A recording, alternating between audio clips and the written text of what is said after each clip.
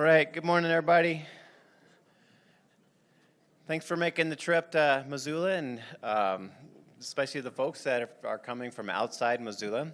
So my name is Tony Ward. I'm a professor here in the School of Public and Community Health Sciences here at the University of Montana in the College of Health.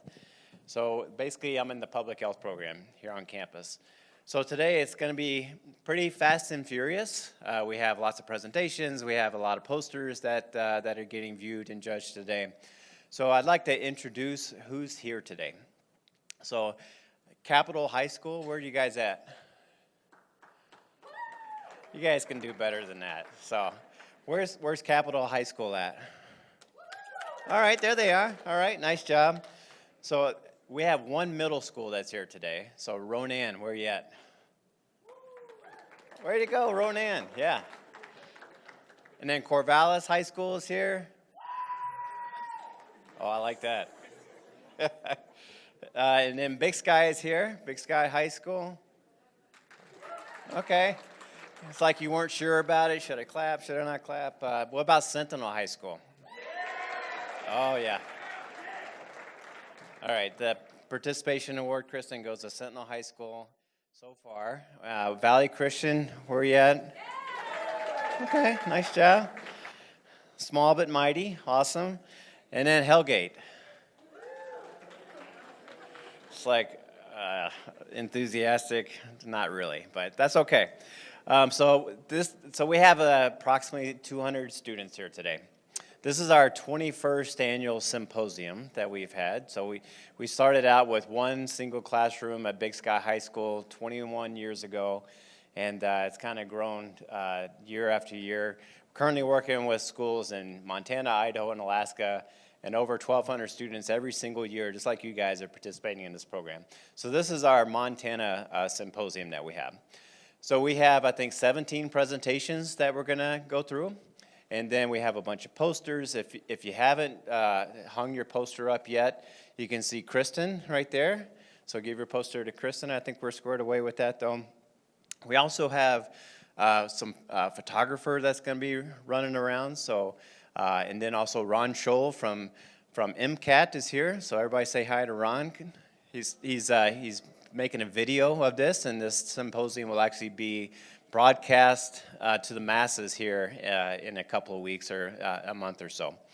So if you're having like a super bad hair day, something like that, you don't want to be on camera or have a picture taken, see Kristen and she'll take care of you. A couple other things. So today's agenda. So we're kind of starting out, we're doing some introductions, then we're going to go through 10 presentations. And then we're going to take a poster session and a break. So what that means is that we're going to start at 10:55-ish. We're going to have a poster session. So all the folks that have posters, go stand by your posters, and you're going to be showing your posters and talking to the students. I encourage everybody to get out there and look at all the posters. And then we'll start back up at 11:25. We'll go through 7 more presentations. Then we have lunch. So we have box lunches, lots of different options here. So grab a lunch, do your thing, and then we'll reconvene about 1:10. And then after that, all the fun stuff starts. And we'll do quick evaluations, and then we have award ceremony. So as far as the poster ground rules, there's about 60 posters that are here today. Poster judging has been occurring, and then they're really getting into it right now. So judging started at 9:30. 10:55. If you have a poster, go stand by your poster once we break, and we'll make an announcement here in just a second. And then when we come back from that poster session, we're going to call out some names. So if you get your name called, we want you to go stay back where the posters are, which are on the other side of these dividers right here. So you'll stand by your posters. Judges will interview you some more. And then we're going to choose the top 3 posters. So first prize is $100, second prize is $75, and third prize is $50. So as far as presentation ground rules, we have 17 presentations today. So we're on a really tight schedule. So whatever you do, don't go over your allotted time. So 5 minutes. And then if you go over 5 minutes, then the scary guy, Michael Coe, who's right there in the audience, he's going to hang up a sign saying, 1 minute, or he's going to give you the 1 minute warning. After 5 minutes, I don't know what's going to happen. So, so Michael will keep us in check with the time. So 5 minutes, 1 minute, question and answers. The more questions that we get from the audience, the more fun this will be. So keep that in mind. And it's okay to ask lots and lots of questions. That's the fun part for us. So we'll award the top 3 presentations, and we have poster judges or presentation judges, which I'll announce here shortly. Third prize gets $100. Second prize is $125. First prize is $150. So speaking of who's going to judge the posters, so we brought in 5 experts here in Missoula. And first person I'd like to recognize is Mary French. So she's a scientist with the Center for Environmental Sciences here at the University of Montana.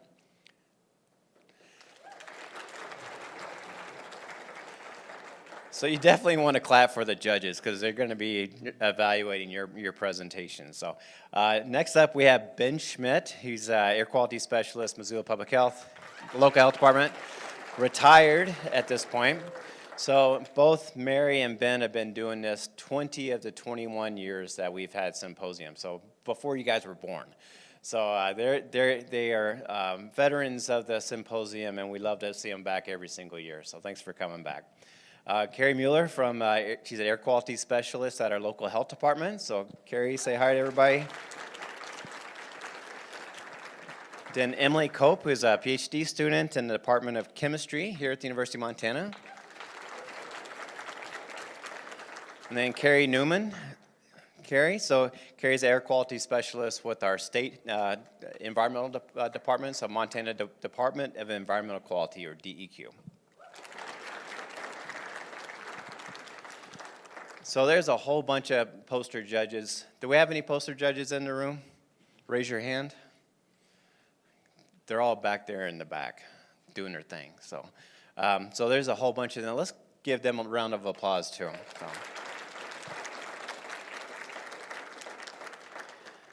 Okay, and then there's a few more things we need to get to. So I'd like to introduce Kristen Cram, who's a Hellgate graduate. Yes. Oh, okay. So I see how this is working. So Kristen's going to talk about a couple more things. Oh, I just took the mic from you too early. Sorry. So I never had Ellen as a teacher, but I've always been told that she was the coolest teacher. So I missed out there. So anyway, Hellgate, nice to see you. Well, there's a few more things I wanted to talk about here. So goodie bags. You guys obviously got your goodie bags. You probably saw already what's in there. There's a name tag that you can write your name, put it on your shirt, and people know who you are. You also have some extra stuff like stickers, chapsticks, maybe some glasses. If you do have glasses, please do not wear them during the symposium. I'm looking at you guys. Just a respect thing, we want to see the eyes. We want to see, the presenters want to see that you guys are engaged. And part of that includes some little things I've added to the symposium. Has anyone here been to the symposium before? One of these? Couple of you? Okay, so a few of you. So I've made a couple of additions, one being a bingo card. And this is optional, you don't have to play, but I encourage you to play because you can win a prize. So the thing with the bingo sheet is it goes based off of the presentation title. So every time you see a presentation, you mark it off and so on until you get a bingo. Now, everyone has the same bingo card. So the only way you can really get a bingo and win it is if you ask a question. Maybe you can get a bingo a little bit sooner, right? Otherwise, if no one asks a question, everyone's going to get a bingo, and we're just going to have to figure out who wins the prize. So, but aside from that, if you do get a bingo, it's not about who gets the bingo first. So don't yell at the moment you get a bingo. Wait until the transition period between presentations. So wait after the Q&A and while the other presenters are coming on stage to yell bingo. And like I said, you don't have to be the first one to yell bingo, but whoever, if there's 3 people who yell bingo, but one person said it first and then a second and a third, but all happened after one specific presentation, I'll take those 3 bingos and we'll talk and then we'll see who is the actual bingo winner. But I think the prizes are kind of cool. Hopefully you guys will be interested in that. And keep in mind, part of you being able to get a bingo is you have to write on the back side of the page a key finding from the project. So this is to make sure it's not just crossing off the title, but also making sure you're listening and taking away some key messages from that presentation as well. Also, if you ask a question, make sure to write your question down too. Another thing that I'm trying to do for the symposium is a poster scavenger hunt. This is a little different. We'll see how it goes. So everyone should have a slip in their goodie bag and a pen. And on this slip, you need to get 3 stickers. So there's a smiley face, a star, and a heart. The presenters, poster presenters, I know I haven't told you guys this, but when you're presenting, you will have these stickers. They're pinned right below your poster, and you're going to give those stickers to the people who are listening to you after you have completed your presentation. So the goal is for students to go to at least 3 presentations, try to find each of these stickers. So you want to get 1 of each, and you'll be able to know which one has what sticker because there's a little picture above the poster. So that's something you can do to also win the same prize as the bingo prize. Fold it up and put it in this bucket up here. And during the award ceremony, we will pull out a random name and see who the winner is. Yeah, I guess I forgot one more thing on the bingo sheet. So we will have let's see if I go to the next one here, a Student Choice Award. So not only will the PowerPoint judges be, choosing who they thought was the best presenter or the group of presenters, but you guys as students get to pick who your favorite was. And so with this, use your bingo card as kind of like a note-taking sheet. Put a star next to the presentation titles that you were like, oh, I really like that presentation. This will kind of help remind you by the time when we have the QR code pulled up and you scan it and you have to vote to kind of remember who you really liked. And then they also get to win a prize as well. Although if it's a group, you guys are going to have to split your prize. But yeah, that's all for that. So we're going to go ahead and get started, and I'll pass the microphone back to Tony.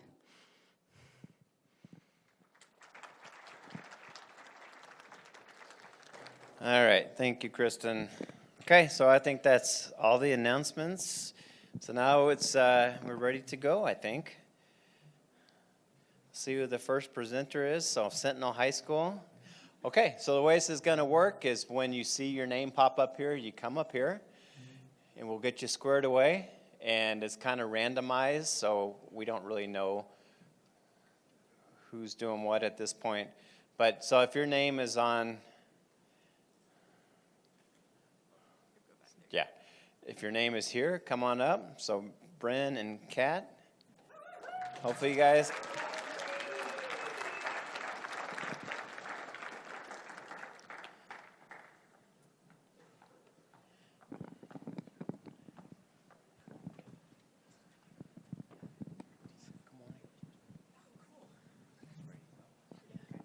So before we get started, because they are the very first presenters, let's give them a special round of applause. I think that, or you could do it here too. Okay, yeah. We'll just do it there. Yeah. So just hold it right here. Okay. Okay. Ready? Yeah, I'm ready. Hi, I am Bryn Allred, And I'm Kat Romig. and we are from Sentinel High School. We decided to investigate PM 2.5 levels in locally controlled environments. First of all, what is a controlled environment? A controlled environment is a space where specific conditions like temperature, humidity, and lighting are constantly regulated. Our question was, how do PM 2.5 levels in the Sentinel High School greenhouse differ to the Missoula butterfly house and insectarium? Before that, a little bit of background information on greenhouses. A greenhouse is an area where the humidity and temperature are constantly regulated. There is the year-long growth of plants, and because ventilation can vary, there isn't a lot of research done about the PM 2.5 levels in each specific greenhouse. So our hypothesis was that the levels of PM 2.5 in the Missoula butterfly house will be higher than the levels in the Sentinel High School greenhouse due to higher foot traffic and human interaction.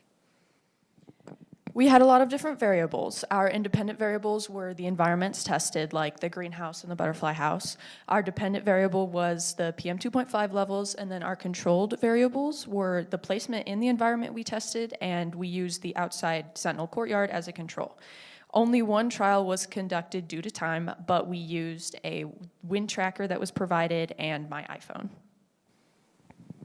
So our procedure, first we downloaded the Wind app on Kat's iPhone, then we went to the 3 different spaces, so the courtyard at Sentinel High School, the greenhouse at Sentinel High School, and the Missoula Butterfly House and Insectarium right next to Sentinel High School, and we recorded data there for 30 minutes. Then we transferred that data to a Google spreadsheet and analyzed that. So this is our data from the outside Sentinel grounds, which was our control. As you can see, it's pretty moderate levels ranging from 10 to 16 micrograms per cubic meter. Our data from the Sentinel greenhouse was actually surprisingly lower than what we expected, ranging from 0 to 3 micrograms per cubic meter. And what shocked us was the data from the butterfly house. It ranged from 225 to 300 micrograms per cubic meter. This is very hazardous levels in a prolonged 24-hour span. Here's just a little bit of a visual representation of our data. Obviously, the butterfly house data is a lot higher than the rest of the data. It does slant and it goes down a little bit in quality at the end of the graph over the 30-minute period. Here's some more statistics. Obviously, the numbers are very varied. And as you can see, the butterfly house data fell in the hazardous range over 250.5 micrograms per cubic meter. But this is over a 24-hour exposure, so because we only were in there for 30 minutes, the health risks are not as bad. In conclusion, our hypothesis was supported, and we discovered something new about the butterfly house, and that it was incredibly higher than what we thought it would be, incredibly higher hazardous levels.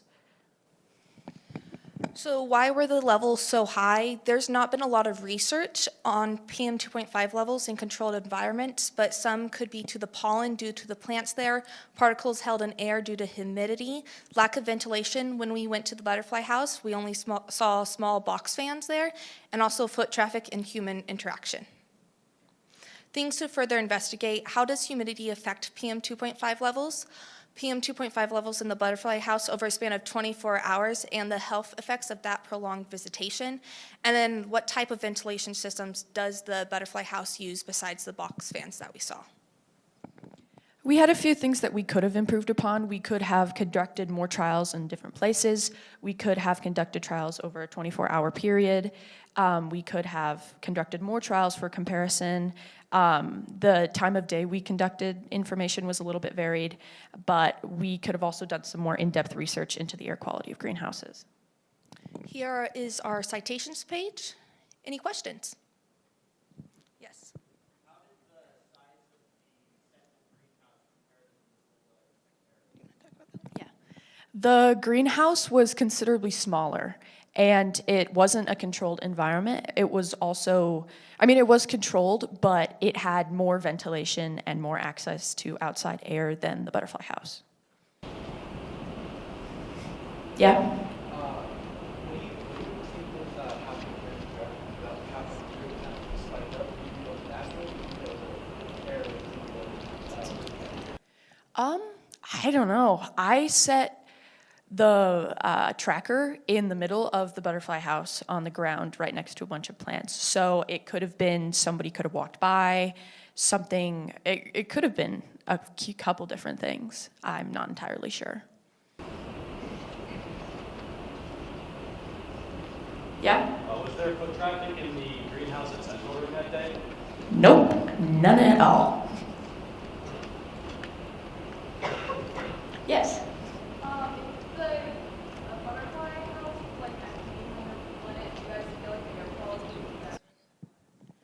I feel like it would be a little bit better, but it would still be higher due to the humidity and particles and pollen with the butterflies.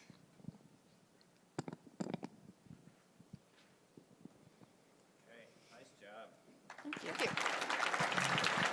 Good job, guys. All right, that set the bar pretty high. So, well done. So the next one up, and I'm gonna scroll over and looks like it's Capitol High School. Sadie and her friends are coming up. So Sadie, come on up. And Charlie and Emily.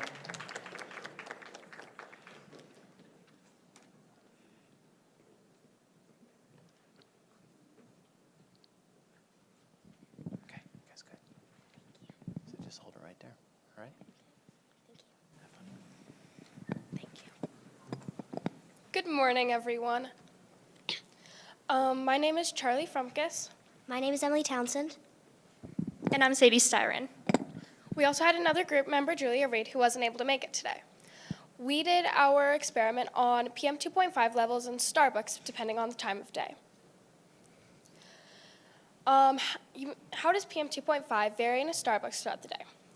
Our hypothesis was that if a Starbucks was just opening, then it would have a lower PM 2.5 than it would at closing, because there hasn't been high amounts of activity yet, such as machines, people walking, exhaust from vehicles, types of clothing, sprays, and certain scents. We decided to do this experiment to see how PM 2.5 levels change throughout the day. We were also motivated to do this experiment because we have a friend with really bad allergies, and she's broken out in hives a couple of times visiting Starbucks locations.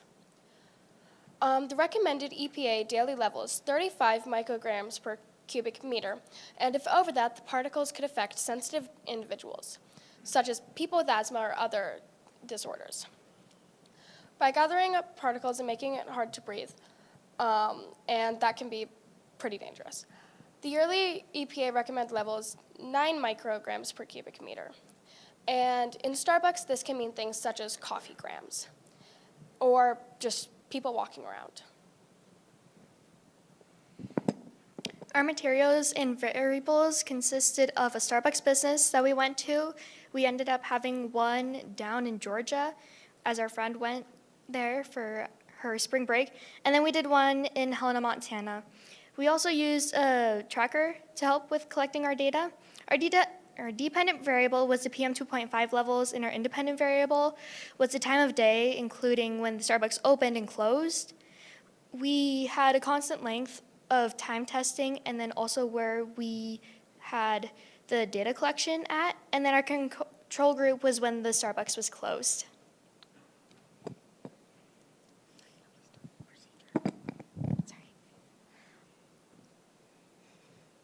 For our procedure, we started by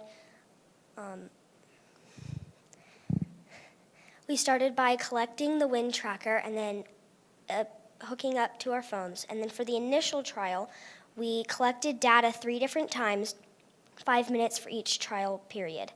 For the main experiment, or our second trial, because we realized that the first one maybe wasn't as reliable as we had hoped, so we wanted to advance on that.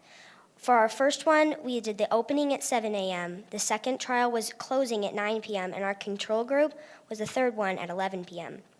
We used data to form our next steps, and for our second round of trials, we did 5 trials, each collection time for an hour. For the results of the initial trial, we did 5-minute trials, but on multiple days. The PM 2.5 levels range from nearly perfect, moderate, to then unhealthy. As the number of trials increase, the levels of PM 2.5 also increase. Interestingly, near the middle of the day, the levels drastically increase. The 24-hour PM 2.5 standard is 35 micrograms per minute. For the results of the second trial, we took hour-long trials instead of 5-minute trials on multiple different days. We continued the initial theme seen in the previous trial by testing at opening, closing, and after closing, which was our control group. The PM 2.5 levels range from healthy, moderate, to unhealthy. The results of the second trials did vary from the first, though following a similar pattern to the first trials. The 24-hour PM 2.5 standard is under 35 micrograms per minute, the green line, and the yearly PM 2.5 is under 9, which is the blue line. Our hypothesis did support. We found that in the morning with the PM 2.5, it was less compared to the night because of a decrease in activity going on. Our result found that with the increase of activity like walking and machines working, it did lead to an influx of PM 2.5 in the air. We did find, though, once the store did close a couple hours later, that the PM 2.5 did go down drastically. It is important with this because with, like our friend, we had to be careful with having this and then why it's such a big deal with people like who have asthma going on. Sources of error included the different Starbucks, specific time, how busy it was, and then like the type of year that we tested. We had limitations of working around school when our parents had work and then outside activities from school. Improvements that we could have done was run this experiment in the same Starbucks as well as testing during different times of the year to acquire more data and information for this project. For our next steps, we could accumulate more data and determine if our trials were in expected levels or if that was abnormal. We could also talk to workers to see what kind of activities and movement and such happens and how often, as well as the machines are run, and what goes on during the day that we can't see. Any questions? Yeah. Do you think like the physical location of both of the Starbucks locations as well as like the layout of the locations was a like major factor in how the PM 2.5 levels could have been like ventilated and stuff? I think so, considering I have seen a lot of different Starbucks and my mom works there. So they tend to vary a lot based on the different upgrade they're in. Yes. Why do you think the PM 2.5 levels spike so highly at They probably spike so high because of different times and then different amounts of people coming in, depending on what they got or drinks, increasing like the different types of machines or multiple machines running at the same time to make that PM 2.5 increase in the air. Yeah. How much of an effect do you think open windows or open doors would have? That could also impact with how the PM 2.5 raised, like depending on the weather that was going on or how busy like the drive-through was going on, to cause PM 2.5 to come in through the doors or through the windows to make our trackers spike up with the PM 2.5. Yeah?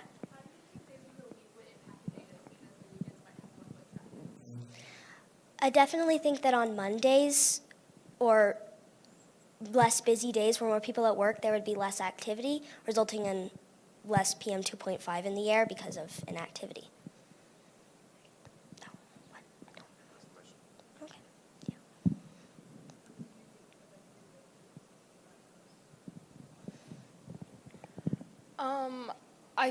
We feel like the PM 2.5 was affected most by the coffee being made because the machines let out a good amount of exhaust and there's also coffee grounds in the air. Right. Nice job, guys. Good job.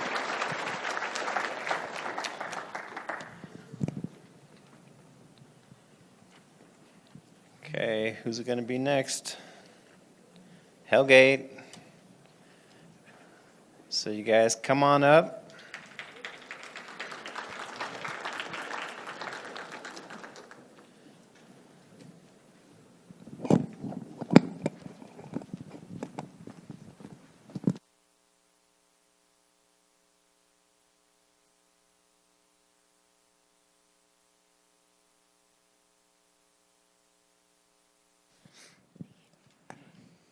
All right, good morning. I'm Jack, I'm Claire. And I'm Leah. and we decided to do our experiment on the effects of training during wildfire season in student athletes, particularly in soccer and cross-country sports. And we decided to do this because in mid-July of 2021, Missoula was presented with a US AQI reading of around 160, which is firmly in the unhealthy zone. And this can result in a lot of adverse health effects for a lot of different people because the PM 2.5 is small enough that it can't be stopped by any of the body's defense mechanisms. And so it's just going into your lungs and causing damage. And in September of this year, of 2024, there was the worst air quality of the whole season, which was again firmly in that unhealthy zone of around 150. During this time, athletes are required to continue their training because of how their seasons lay out, and this is putting them in these unsafe conditions just to continue practicing their sport. And this is made even worse given the fact that over the past 35 years, our smoke seasons have extended by 42 days on average in both rural and populated areas, and August to October has become a less accessible time for training for a vast majority of these endurance athletes in the fall. So our research question was, how does training heart rate affect dosage inhalation of PM 2.5 while exercising in smoke season? And then our second aim was, how does VO2 max decrease from PM 2.5 inhalation during fall sports? We hypothesized that excess smoke inhalation during these times will negatively impact VO2 max and increase free radical uptake in the bloodstream, especially in demographics of endurance athletes. Okay, and here are some of the variables that we were testing for. We tracked our participants' biosex, their fall sport of choice, their age, and whether they had any respiratory injuries or illnesses that could impact our data. And then for our VO2 max aim, we gathered their resting heart rate with a pulse oximeter, their mile time, their heart rate after running a mile, and then their weight. And for health risk variables, we also tracked the duration of training they typically underwent, air quality during training during that time of year, the training radius around Hellgate High School, which is where we go to school, and then their activity level during training, whether it was intense or not. So for our research design, for aim 1, we gathered their working heart rate and their resting heart rate from our fall athletes, and then we used their working heart rate to determine their standard minute ventilation to calculate the dosage of PM 2.5 that they would be inhaling. And then for aim 2, we calculated their VO2 max, and then we looked at how their VO2 max would decrease compared to a percentage due to the air quality that they would be inhaling. And then for our first graph, we can see that as their working heart rate increases, the dosage of PM 2.5 has a increase as well. So from this, we can understand that with a lower working heart rate, the student athletes would be inhaling less PM 2.5, making it safer for them to be continuing to work out in these conditions if their heart rate is at that lower level. Okay, and for aim 2, we created a histogram of each of our participants' VO2 max ranging from 52 to 74. The blue bars represent their VO2 max post training in smoke for around 2 weeks, and the orange bar represents their percent change, which is around 14%, a 14% decrease in their VO2 max after around 2 weeks of training in smoky conditions. This serves as a very important visual representation of the problem that we're investigating. And then taking into account all the data that we gathered, we ultimately found that there's a strong correlation between the athlete's heart rate and the PM 2.5 uptake in the bloodstream, which can indicate the severe health risks posed when training during high smoke conditions, especially for athletes who operate in that higher intensity level. The risk posed to soccer players compared to our cross-country athletes is much lower simply due to decreased levels of sustained effort and a smaller average alveolar gas exchange, which we measured by gathering the VO2 max data. Our findings could serve as a helpful tool to determine athlete safety when designing practices. Our takeaway is that if we're going to be having athletes exercising in these unhealthy conditions, that having them work out with a lower working heart rate to ensure their safety, as well coaches understanding that the negative effects student athletes have when they are working out on their VO2 max due to the inhalation of PM 2.5. Okay, that's all. Here are references, and we'll now open it up to questions. Did you find soccer to be the sport for training stuff to be the worst, intake of 2.5 PM 2.5 levels, or was there just kind of any of those sports during that training season just generally bad? Yeah, we found soccer players actually to be at less of a risk than endurance athletes for 2 reasons. One, from our population, their VO2 maxes were lower, meaning there's less gastric exchange happening and less PM 2.5 being circulated in the bloodstream. And second, they're working typically at lower sustained heart rates, because soccer, you'll have a big burst and maybe your heart rate will spike and then you'll bring it back down. So VO2 max is a measurement of how much gastric exchange or how much oxygen your body is able to carry through the bloodstream. Simply put, yeah. Did the different times of practice for soccer and cross-country trainings affect your data at all? That wasn't a measurement we took into consideration for this, but typically the cross-country runners will be running around 3 to 10 miles during practice, which is around an hour in total, and same with soccer players where they'll practice for around 90 minutes. Really the important factor here is like how much in one inhalation they're taking in and exchanging that PM 2.5.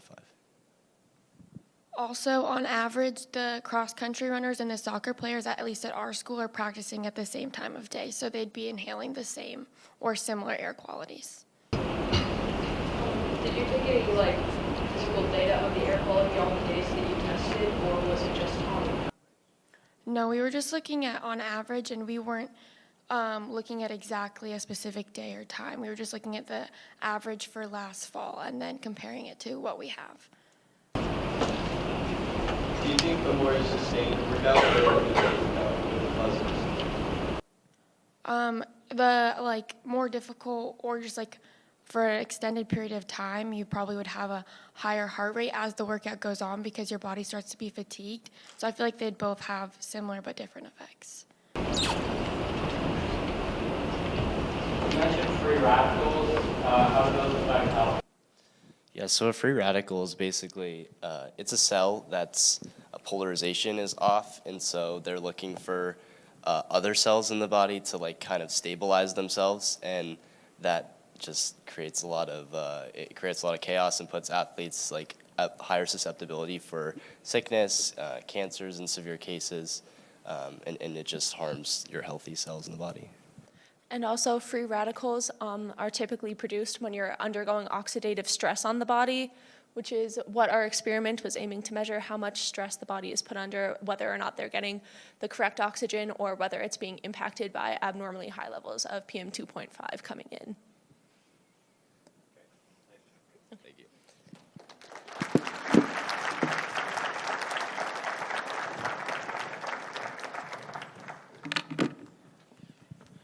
Okay, that was really interesting, and I don't want to put Mesa on the spot, but Mesa is a Grizz alum, soccer player, so Mesa, say hi to everybody, and a current soccer coach.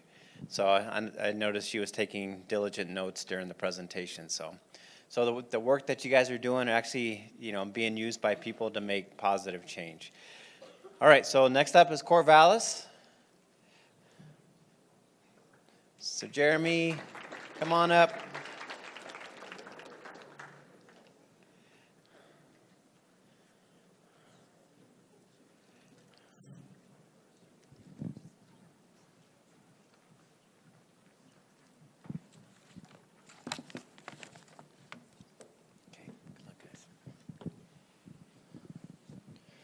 So I'm Rowan Watson. This is, where'd he go? Tucker Werhane. This is Jeremy Davidson. And our question was, how does different methods of vehicle combustion affect the PM 2.5 ratings?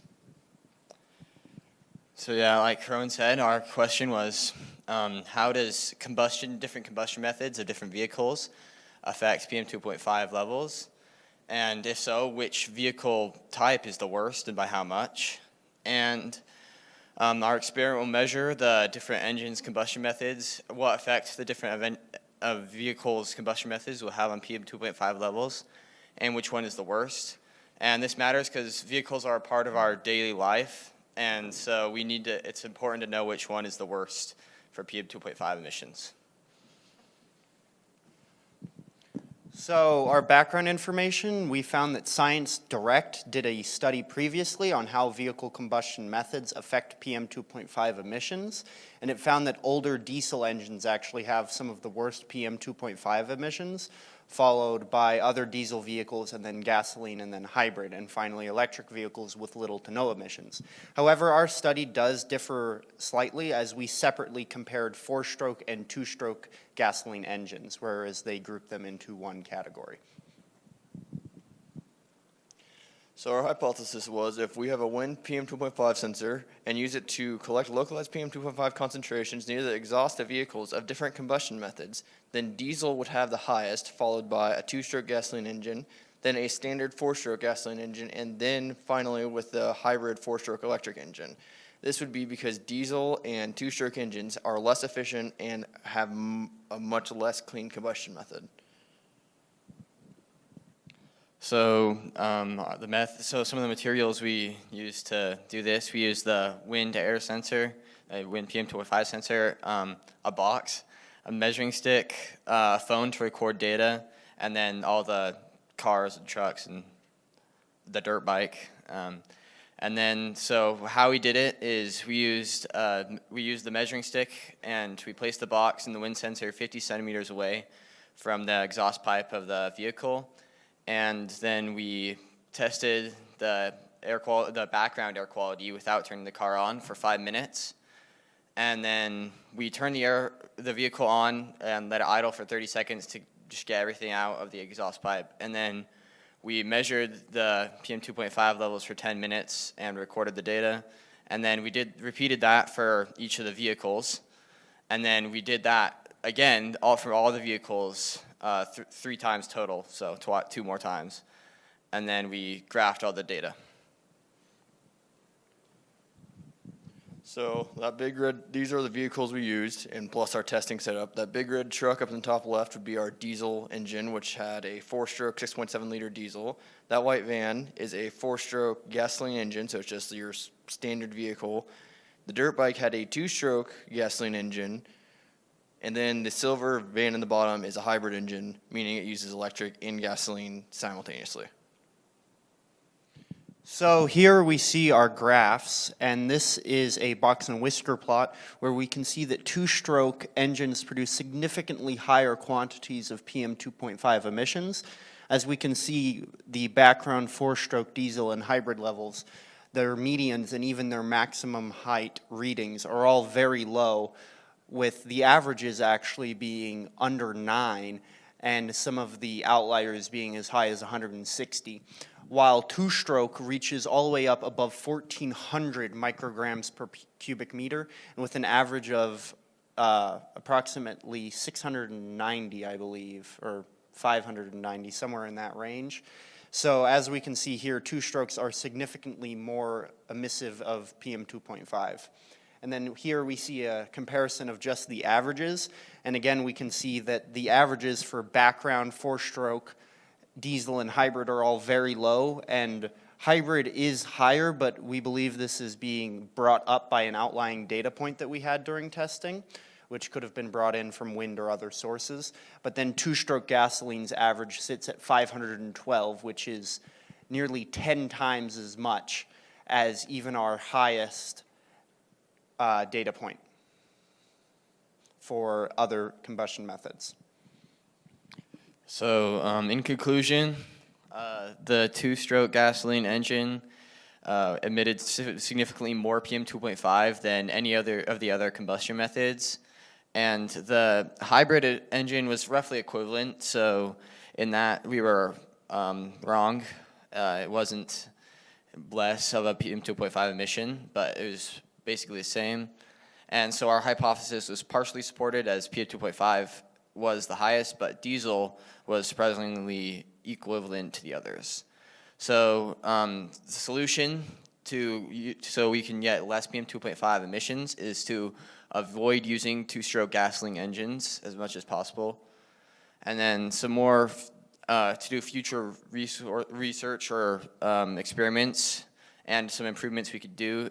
We could do more and longer trials across multiple seasons to see if that was affecting anything. We could do more direct measurement from exhaust. We could measure more vehicles from each category, and we could also include more, we could include more combustion methods, such as hydrogen or alternative methods, such as fully electric vehicles. Any questions? You in black. Why do you think the 2-stroke engine had so much more PM2.5? Most likely due to two-strokes having oil mixed into the gasoline mixture, and just watching it, we did see some black oil spots coming out of the exhaust. You over there. Do you think that if any of the vehicles were damaged, would increase or decrease the PM2.5?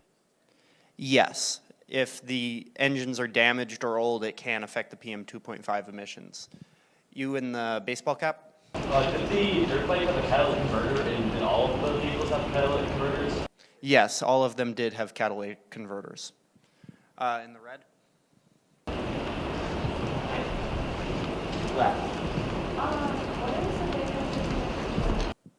So the difference between a two-stroke and a four-stroke engine is in a four-stroke engine, it intakes air, compresses it, then combusts it, and then exhausts it, and it has a separate oiling system, while two-strokes simply intake, combust, exhaust. So it's a two-stroke cycle instead of a four-stroke cycle. Yes? Age did certainly have an effect. All of the the four-stroke gasoline, the hybrid, and the diesel were all 2010 or 2015 or newer, while the dirt bike was a 1973. However, it does have a new carburetor in it. In the tie? Dirt bikes just have more direct hit on the tractor, like there's not as much of a cover on the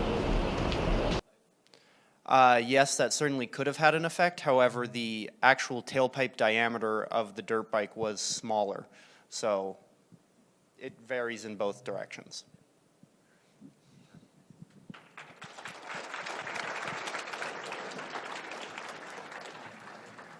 Okay, love the questions. Okay, so who do we have next? So next up is Big Sky. Josephine and Dylan.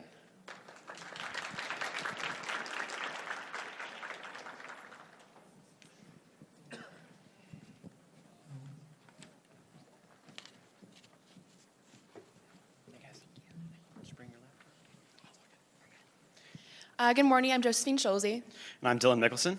And our research question is, how does tree density and species type, coniferous versus deciduous, influence PM 2.5 pollutant concentrations in urban environments, with a comparative analysis between Missoula, Montana, USA, and Ballarat, Victoria, Australia from the time periods of 2023 to 2025?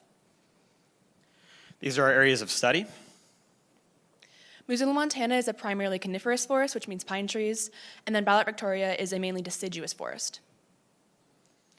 We had our hypotheses include an alternate. Coniferous trees are more effective at reducing PM 2.5 concentration, and our null, there will be no difference between coniferous forests and deciduous forests when reducing PM 2.5 concentration. Our variables include our independent, which is a species of tree, coniferous versus deciduous, our dependent, PM 2.5 concentration levels over time, and different confounding variables such as wind patterns. Different wind patterns can blow PM 2.5 pollutants in or away our areas of study, and spatial location or geography. It's important to note that Missoula sits in a valley, while Ballarat sits at the edge of mountain range. Some background information, particulate matter, PM 2.5 or airborne particles 2.5 micrometers or less. These penetrate into the lungs and then into the bloodstream, which can cause adverse health effects. Some common sources include vehicle emissions, industrial processes, residential heating, wildfires, etc. Our methodology, our areas of study are Missoula, Montana, which has PM 2.5 issues mainly due to wildfires. It's a predominantly coniferous forest with a fire season from March to August. Ballarat, Victoria, Australia has PM 2.5 issues mainly due to bushfires. It's primarily deciduous forest, and its fire season is from November to May. Our data sourcing and credibility, we gather data from professional and peer-reviewed sources used in multiple scientific journals like the Global Forest Watch, the City of Ballarat, and Fish and Wildlife Services, as well as using the same AQI to PM 2.5 converter, so all of our data is consistent. This is our first graph from the concentration of PM 2.5 in Missoula fire season. We can see a peak fire season in August of 2023 with a total of 24,000 acres burned, and a peak fire season of July of 2024 with over 63,000 acres burned. The peak of Ballarat fire season in 2024, it was in February, where 51,000 acres were burned, and then the peak in February of 2025 had a total of 163,000 acres burned. We ran some statistical difference using t-test between our two fire seasons of Ballarat and Missoula. As you can see, our p-value is less than 0.05, which means that our data is not due to random chance. Some fire data. Missoula collects smoke from fires in Idaho, eastern Washington, and local fires around western Montana. Fires in Montana burned more than 512,000 acres in 2023 and 1.5 million acres in 2024. Ballarat is affected by smoke blowing in from the northeast, and local fires contribute to smoke in Victoria. Fires burned in an estimated 4 million acres in 2023 and 1.8 million acres in 2024. Our data analysis, overall, Missoula had a worse PM2.5 concentration over the 2 years, and it had double the amount of PM2.5 concentration compared to Ballarat. The data supports neither the alternate or null hypothesis. Missoula, largely coniferous, had a greater PM2.5 concentration compared to Ballarat, largely deciduous. Confounding factors include physical geography, study locations in Australia. Climate helps trees that are deciduous lose their leaves less frequently than trees in Missoula. And Missoula Valley can also trap particulate matter, when making it easier for Ballarat to have a lower PM2.5 level and an increased PM2.5 level in Missoula. Limitations include insufficient data and gaps in information from other countries.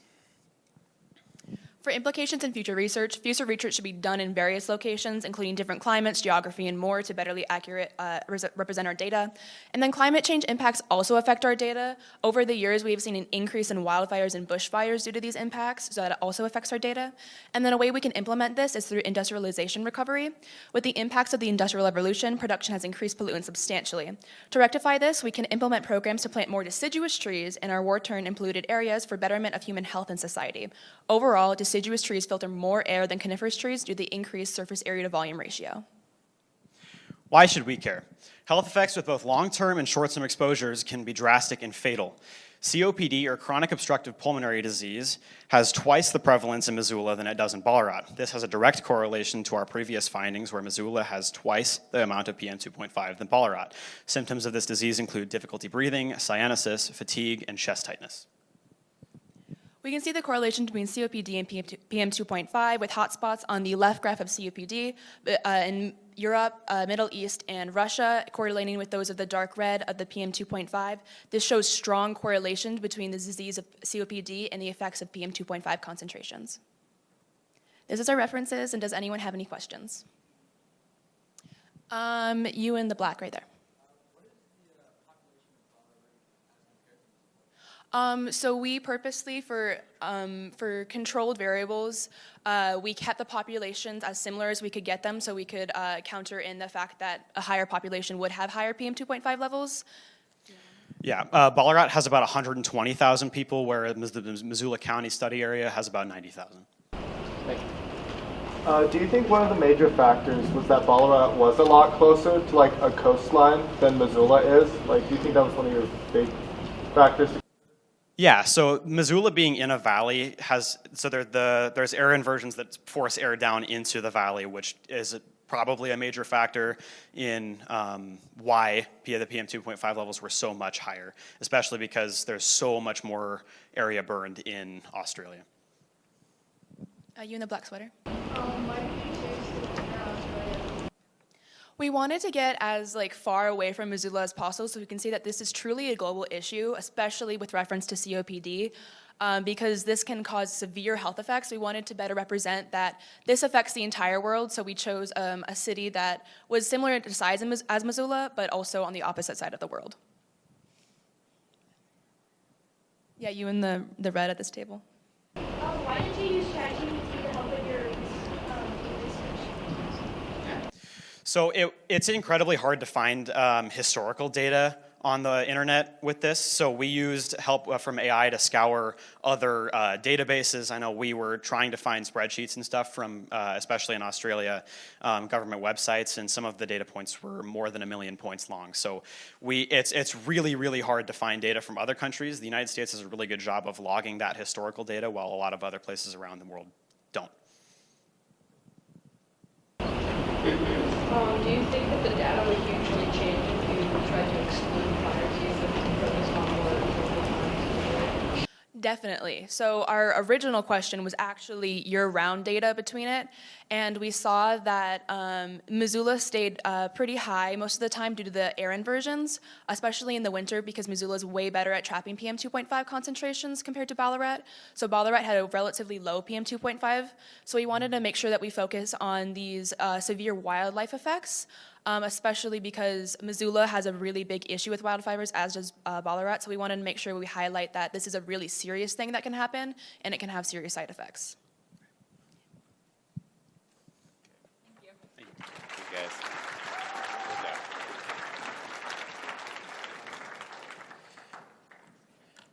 Okay, nice job. So next up,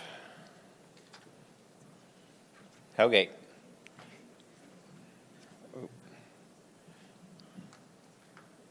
Or is it? It is. Shay, Haley, McKenna, Andy, Nico, Juliet, and Emily.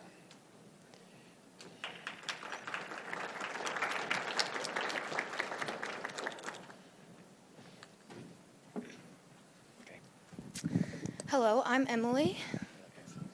I'm Andy. I'm McKenna. And I'm Nico. We explored how building mold and moisture levels affect respiratory illnesses. So our research question was, is mold and moisture in buildings directly correlated to the development of respiratory issues? And our hypothesis was a high presence of mold and moisture in buildings will result in a greater chance of developing respiratory issues. Okay, and then we used 5 different research papers to conduct our background information. In the first 3, we talked about the dampness and how the insulation and the ventilation in a home will create moisture in the home. And then these 2 talked about the humidity and moisture in the home and how this can create mold, which better leads into respiratory illnesses. Yeah, so then we wanted to see if this correlation was worth researching further. So we grabbed 2 maps that represented 2 different data collections in between the hourly relative humidity throughout the year for the continental United States, and then the level of respiratory illness activity from the CDC. So we can see in the Southwest, there's a very high hourly relative humidity throughout the year. And then there's also a very high level of respiratory illness activity, which relates to our hypothesis, and it made us want to research this further. However, in the Southwest, there's very low hourly relative humidity throughout the year, but there's also a high level of respiratory illness activity. So we were going into this knowing that if there was a correlation, it would only be slightly positive, but we really wanted to explore that further.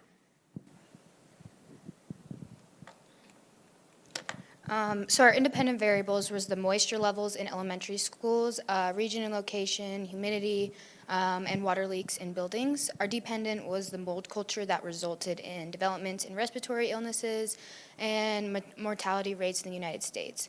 Our confounding was the early ages, increased risk, occupational exposure, and air quality due to other issues.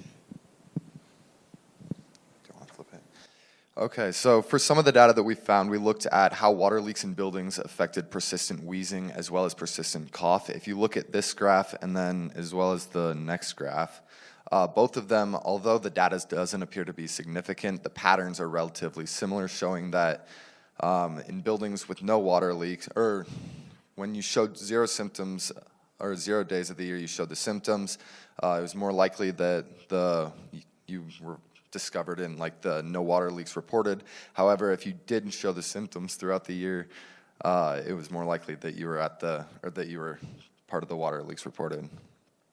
And then we took a deeper dive into this because of the data patterns. We noticed that we should talk about like how the moisture problems affected the control schools versus elementary schools.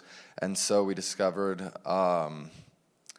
looking at this, that there was less significance in longer lasting symptoms and more significance in shorter symptoms like repeated wheezing and reported cough.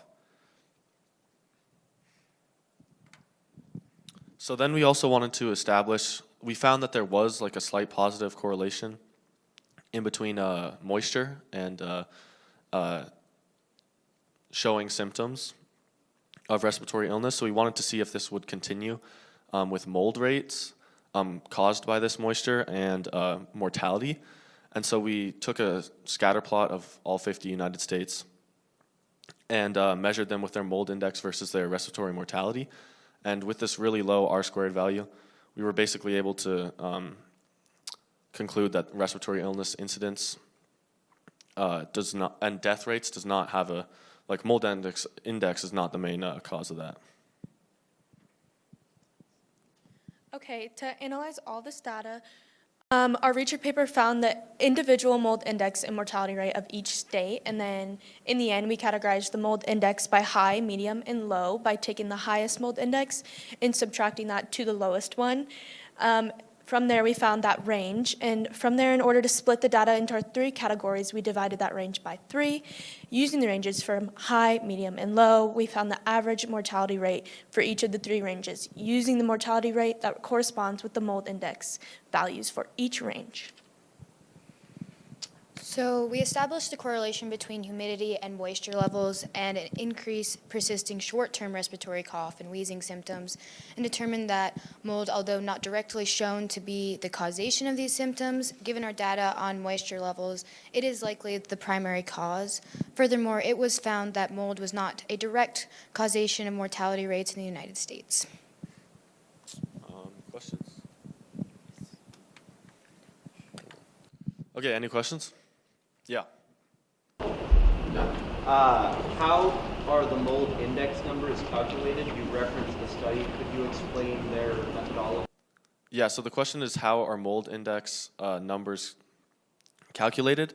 We didn't look into that. We just found the data given by government websites. It's somewhere in the sources, but yeah, I didn't really look into how the mold index was calculated. I just grabbed the data and yeah, used it. Any other questions? Yeah. So the question was which state had the highest mold index? So we can go back right here. So mold index is the X, that's the horizontal, and we can see it's 67, something like that, and I believe it was somewhere in the southeastern United States. It was either Louisiana or Alabama, one of those two. Any other questions? Yeah.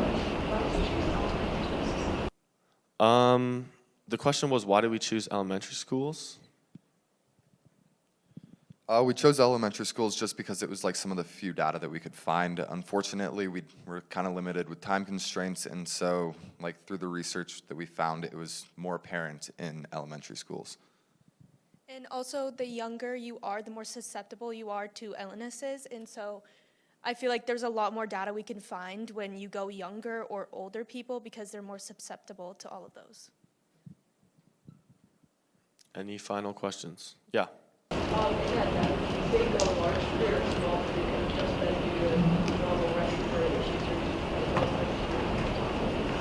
Yeah, so the question is, to what extent do we think that these respiratory illnesses were actually caused by the moisture?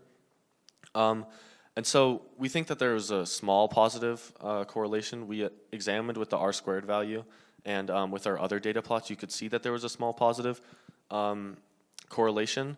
But yeah, by no means was it the only cause, and definitely it was probably one of the primary causes, but our data did not support that it was the main cause. Thank you.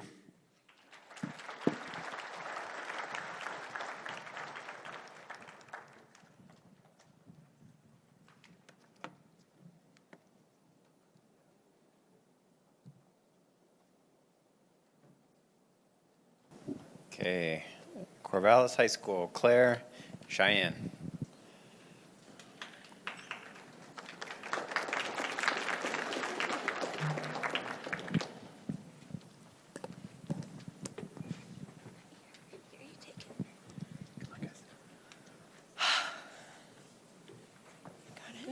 How do you make it just a second? You just click the arrows. All right. Hi, I'm Claire Van. I'm Cheyenne Knutson. We're from Corvallis High School, and we are presenting on the effects of showering on air quality. Okay, so the question was, does showering have a negative effect on air quality? I don't know yet. So far there's been very serious topics, but showering is serious and it's extremely relevant because it's hygienic, and I highly recommend that all of you shower, please. Yeah. All right, showering, particularly in hot water, can have a negative effect on indoor air quality.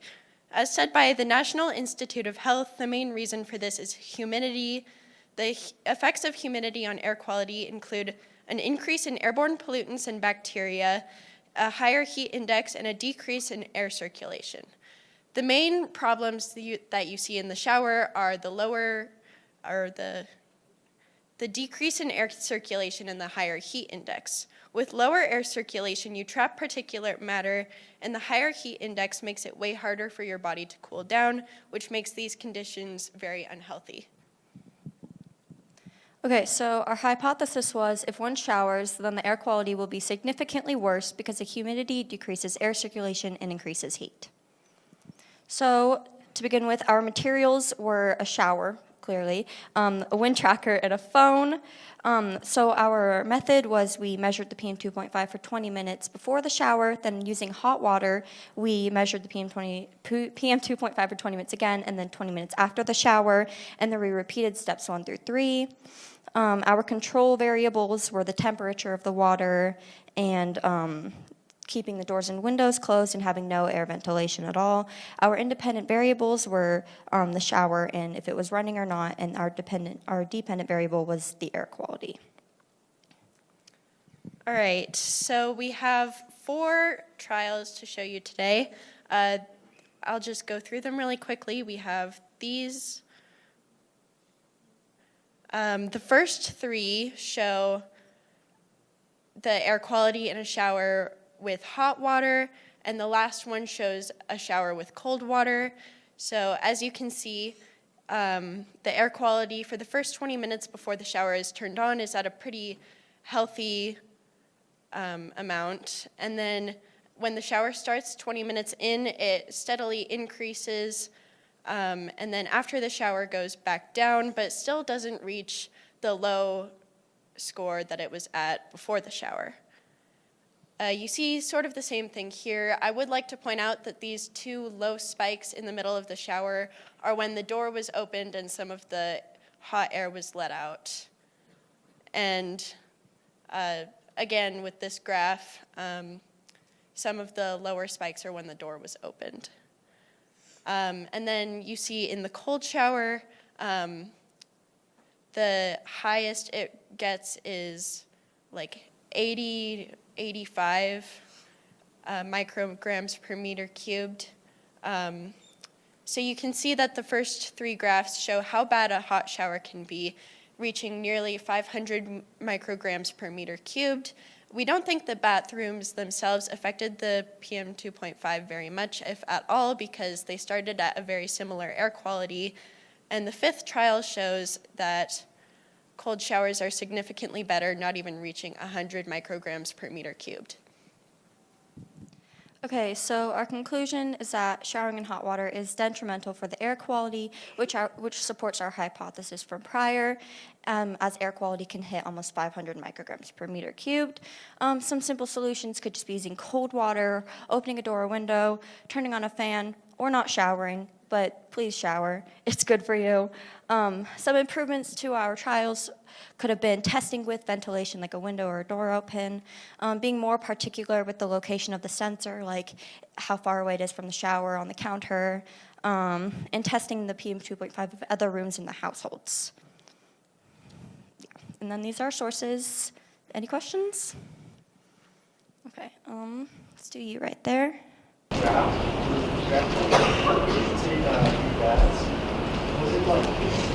This one?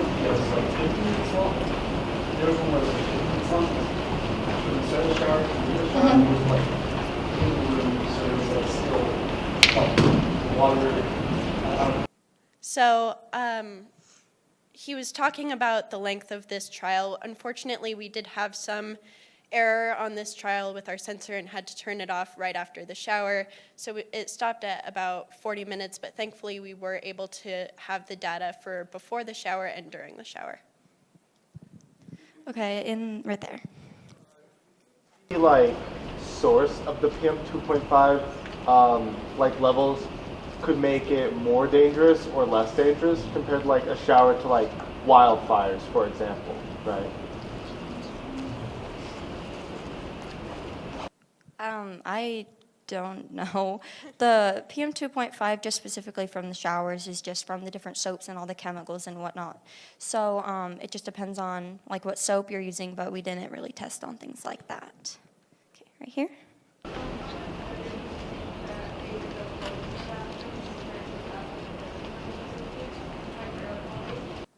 So, like we said, ventilation does help with the air quality a lot. So if your bathroom does have a window and if you open that window, then the air quality will be significantly better.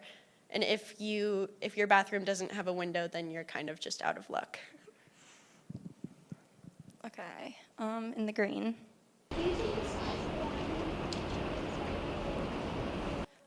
Yeah, that was actually a topic that her and I were discussing while doing our trials. The size of the bathroom can definitely help because like my bathroom at my mom's house has like our washer and dryer and everything, so it's kind of harder to clean all of those spots that are on the wall while her bathroom is more spacious. So we ultimately decided to not factor that in as it's kind of hard to find bathrooms that are the exact same size. Okay, how about you in the blue in the back? I was just curious about the inspiration for your study and what the application possibilities are. Okay, so the inspiration was for our study was this project's supposed to be kind of more serious, more like informational, and showering we all do all the time, I hope. And it's a more fun way to kind of spice up this day that we're all having and ultimately just make this more fun. Okay, so thank you.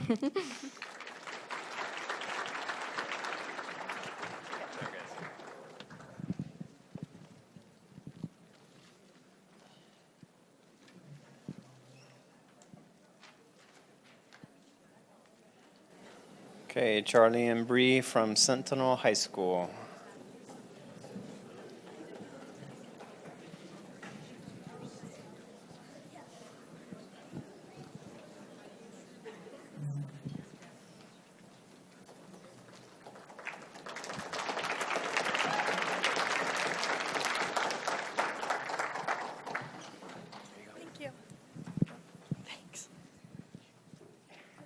Hi, I'm Charlie Smith. And I'm Bree Smith. And we're talking about air pollution in hotel lobbies. The topic that we covered was the difference of air quality between a Los Angeles hotel lobby and a Las Vegas hotel lobby. We believe that the air quality in LA will be significantly better than the one in Las Vegas. The problem we're seeing and wanting to address is the potential for poor air quality in hotels. People tend to spend a lot of time in hotels on vacation, and it'd be extremely beneficial for them to have good air quality as it's a place where people sleep. We were unsure of what air quality looks like in different places, so we decided to investigate it. In recent years, it was found that indoor air quality awareness and improvement has grown due to the COVID-19 pandemic. Indoor air quality is still a growing concern among many as more risks become known, but it's increasing substantially. We chose these two places because they're both big cities that many people travel to. A hotel on the beach of Los Angeles is much more open than the landlocked Las Vegas Strip, so we thought we'd get interesting results with a lot of variety. People should know the conditions of the places they're deciding to stay. The only materials we will need to conduct this experiment are a PM 2.5 tracker and then the hotel lobby in both of our locations. The results we got were pretty similar to what we hypothesized, with Los Angeles having much better air quality than Las Vegas. We were fairly surprised with how big of a difference it was, though. Los Angeles averaged 15 PM 2.5, while Las Vegas averaged 171, which is very unhealthy. We were also pretty surprised because Las Vegas had a much more consistent and predictable PM 2.5, and Los Angeles had a lot more variety. In Los Angeles, in just one of our trials, we went from 10 PM 2.5 all the way up to 82 PM 2.5. So as you can see on the Las Vegas part of the plot graph is that the air quality got worse by the day. This is, we think, because we started on Thursday and then on Friday and Saturday ended. Thursday there was not as many people compared to Friday and Saturday. There's a lot more tourists and a lot more things going on Friday and Saturday compared to Thursday. One factor was just the layout of the lobbies. In Los Angeles, there's always open windows and open doors, and fresh air is constantly coming in and cleaning out any pollution that might be trapped in the room. When in Las Vegas, there's no windows, doors are only opening and closing for people to come in and out of the hotel. So the air pollution in there is just like constantly building on top of itself with no fresh air coming to like clean it out at all. We think the biggest contributing factor to why Las Vegas air quality was worse than Los Angeles was that Las Vegas was a smoker-friendly hotel and Los Angeles was not. And smoking impacts the air quality significantly, especially indoors, and it introduces harmful particulate matter and gases into the atmosphere, which contain thousands of chemicals and particles. One final reasoning we found for our results was just the amount of people in each hotel. Las Vegas has huge hotels with tons of people staying in it and spending time in the lobbies. Las Vegas hotel lobbies are built to attract people with huge casinos and restaurants and shows, and people from other hotels even come to spend time in there to go to a show or dinner or something. When in Los Angeles, there are much smaller hotels, and people will only pass through the lobby to go get out to the beach or go up to their room or maybe stop for a quick breakfast, but no one's spending extended amount of times in Los Angeles hotel lobbies like they are in Las Vegas.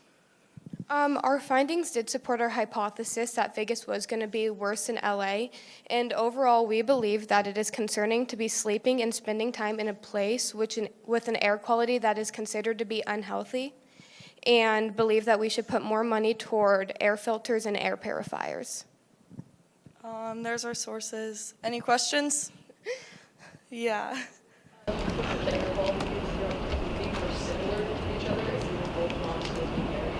Yeah, so I do think it would be a lot more similar if they were both non-smoking areas, but I do think Las Vegas would still have the worst air quality just because of the amount of people. There's just so much more activity in Las Vegas hotels than Los Angeles. Yeah. The temperature and humidity of them both being affected in the lower part of the United States affected the results? I'm not sure. We didn't think much about that. I do think humidity would make the air quality worse, but that wasn't really what we were looking at. I'm not sure how it would change. Yeah. Be any significant changes, like depending on like what specific hotel in Las Vegas you went to, and like also brands of hotels, like a Hilton, for Definitely. If we were to stay at, or if I were to stay at a different hotel with no casino, nothing going down in the hotel lobby, I think it would definitely be closer to the Los Angeles. Yeah. Where were the trackers placed inside the hotel lobbies? Mine, I was just like sitting on a couch in the Los Angeles hotel lobby, so it was just like in the middle. There was a window like kind of nearby, but it was just like in the middle of the lobby. Me as well. I just set mine down in just about the center of the lobby, so it could be. Yeah. So we did 3 trials, and each trial was 10 minutes long. In each of them, we like recorded the PM 2.5 level every 2 minutes throughout the 10 minutes. So it was a total of 30 minutes with 10 minutes each day. Anyone else? Yeah.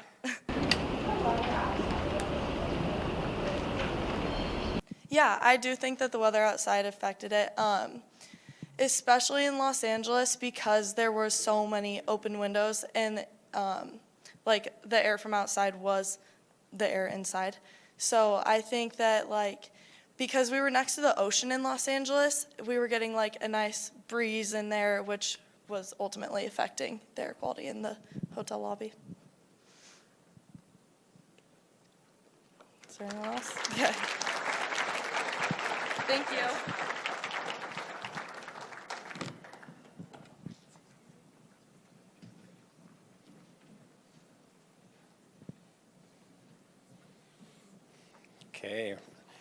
Ronan Middle School.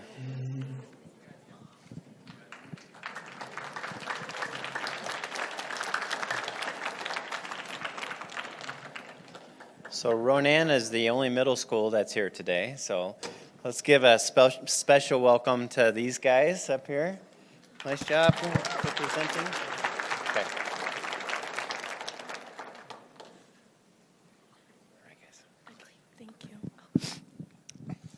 My name is Oakley Charette. My name's Kember Marengo. I'm Esther Montoya. I'm Brandon McCollum. I'm Marie Chef, and we're 8th graders from Ronan Middle School, and our project is called Gaslighting, but literally. Okay, so our question is, how does the amount of underbrush during a fire affect air quality? Our hypothesis is the more underbrush in an area, the worse the air quality is going to be during and after a fire. So a little background is every year, millions of people in the United States are affected by wildfire smoke. Those affected include 7.4 million children. The main concern is the public's health, which is at risk when particulate matter travels into the lungs and into the bloodstream. How we are affected. On our reservation, there are about 5,000 of the 7,753 of the tribal members are affected by smoke. This is about 64.5% of all tribal members, and air population can affect our people by exacerbating previous conditions like asthma or COPD. So our variables are our independent variables, underbrush, soil, and tree branches. Our dependent variables are air quality, PM 2.5, and our materials are dirt, tree branches, underbrush, totes, and matches. So for our experiment, we first got 2 clear totes to represent an area of a forest, and we drilled holes in the tote to increase airflow so the fire wouldn't go out. We then filled both the totes up with about the same amount of dirt, and we added tree branches to represent our trees. We then filled one tote with lots of underbrush and the other tote with very little underbrush to actually start a fire. Next, we put 3 balls of paper in the tote to start the fire. We put a 3D printed Lorax to represent a house in the middle of a forest. Then we lit each ball of paper on fire. We then tightly secured the lid on the totes. We collected our data using our air quality sensor. We then graphed all our data on Desmos. So as you can see, there is the heavy sample or the sample with more underbrush, and then there's the control sample or the sample with less underbrush. There is a there's a video. Let's see if we'll play. Never mind. So here's our data. The blue graph is our heavy sample, and the red graph is our control or less sample, and then, as you can see, the corresponding table for each of them. So according to the model, the PM 2.5 level will top out at 1,378 after 32 seconds, whereas the actual data peaked at 2,620 after 36 seconds. And the other model, the PM 2.5 levels will top out at 1,376 after 32 seconds, where it actually peaked at 4,414 after 32 seconds. Our results show that the underbrush has a big influence on the air quality over time during and after a fire, and this data is important to science in our community because people depend on air quality in their day-to-day lives. Our hypothesis is supported by our results because we predicted that the air quality would be affected by underbrush present during a fire. Some improvements to our project could have been made by doing the experiment in one day. We could also have taken more precautions when doing the experiment. We had difficulties using the wind air tracker consisting of incorrect readings. We also had trouble with the trackers staying connected to one device. If we have the chance to further continue our research, we would like to look at different factors that might affect our research. These factors include soil, pH, air, temperature, humidity, etc. We'd also like to give a special thanks to Bill Becker, Josh Illig, Lexi Gochi of Dartmouth University, Kristen Cram from the University of Montana, Ronan School District, REACH, and the United States Environmental Protection Agency. That's it.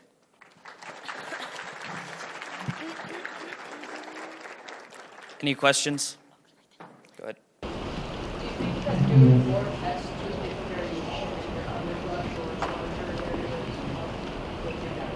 Yeah, I think with anything like using the scientific method and having more experiments or like tests would definitely help with our research.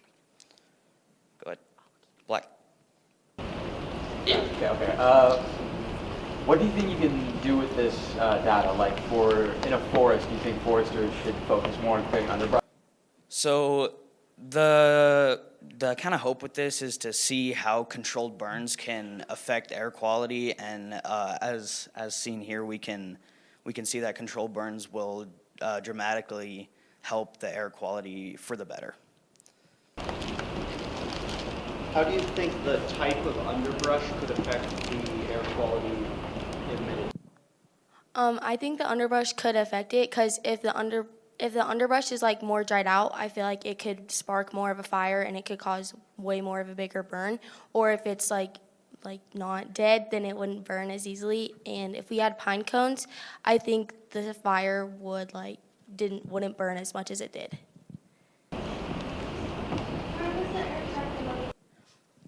So we put the air tracker, we had a lid and we cut a hole on the lid and we attached the air tracker on top so the smoke would all flow up into the air tracker. You said that you put a 3D printed borax to represent a house. Did you do that in both containers? Yes, we put the same borax in both containers. Well, two different ones, but the same model in both containers. So you said that will know the effects of smoke with COPD. What does that mean? So it's a respiratory issue and it can affect their just overall health.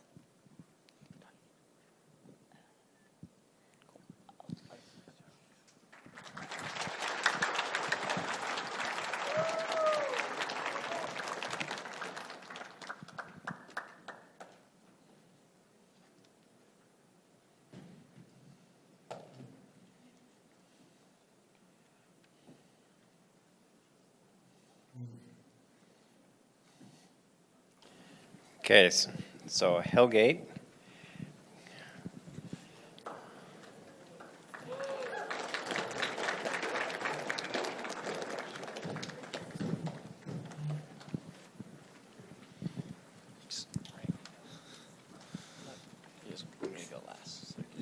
Yeah, I'm gonna stand here.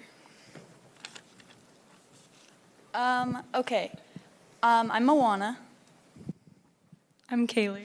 And I'm Rylan. We conducted a data collection on auto body and paint shop exposures at a local and anonymous auto body repair shop here in Missoula, Montana, and then some of the potential related health effects as a result. Okay, so for some intro and background information, the auto body and paint shop workers are regularly exposed to airborne chemicals and particulates that affect their respiratory health immensely. So our purpose and our goal is to link this real-time exposure data to better understand these risks and to ultimately develop better safety practices and workplace regulations within the auto body and paint shop. So for some more background research, one of the things our research focused on is that painters are more prone to respiratory issues due to toxic smoke and gas, which they are heavily exposed to by actively painting for more than 3 to 4 hours a day.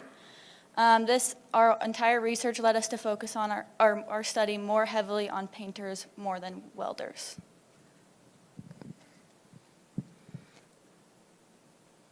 Okay, so now we have more background research on the VOCs, CO2, and PM 2.5 and 1. So people exposed to the volatile organic compounds, or VOCs, indoors can develop asthma, pulmonary diseases, wheezing, and throat irritation.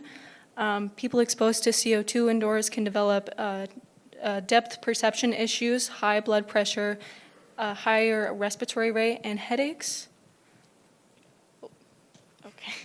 And then for our variables and materials, our independent variables would be the distance from the particulate matter or workspaces, and the PM, CO2, and VOC content. The dependent variable would be the data read from the wind halo monitor. Our controlled is the halo and the time of data collection. We collected at the busy hours at 2 p.m. And the materials that we used would be the wind halo air quality monitor and a cell phone to connect to the halo. And then for our hypothesis, if VOC and PM1 and 2.5 levels are measured at varying distances from active work areas in the auto body and paint shop works, then respiratory health risks for workers will be greater in the zones closer to the work due to the higher concentration of these pollutants. And then for our design and methods, we tested inside of an auto body and paint shop with the wind halo sensor. We then placed the halo inside various locations in the shop, such as paint room, paint prep room, front office, auto body repair and welding area, and in a general prep space. There were current repairs being made during the data collection time. So this is an outline of the shop setup and layout. So a star indicating where data collection took place.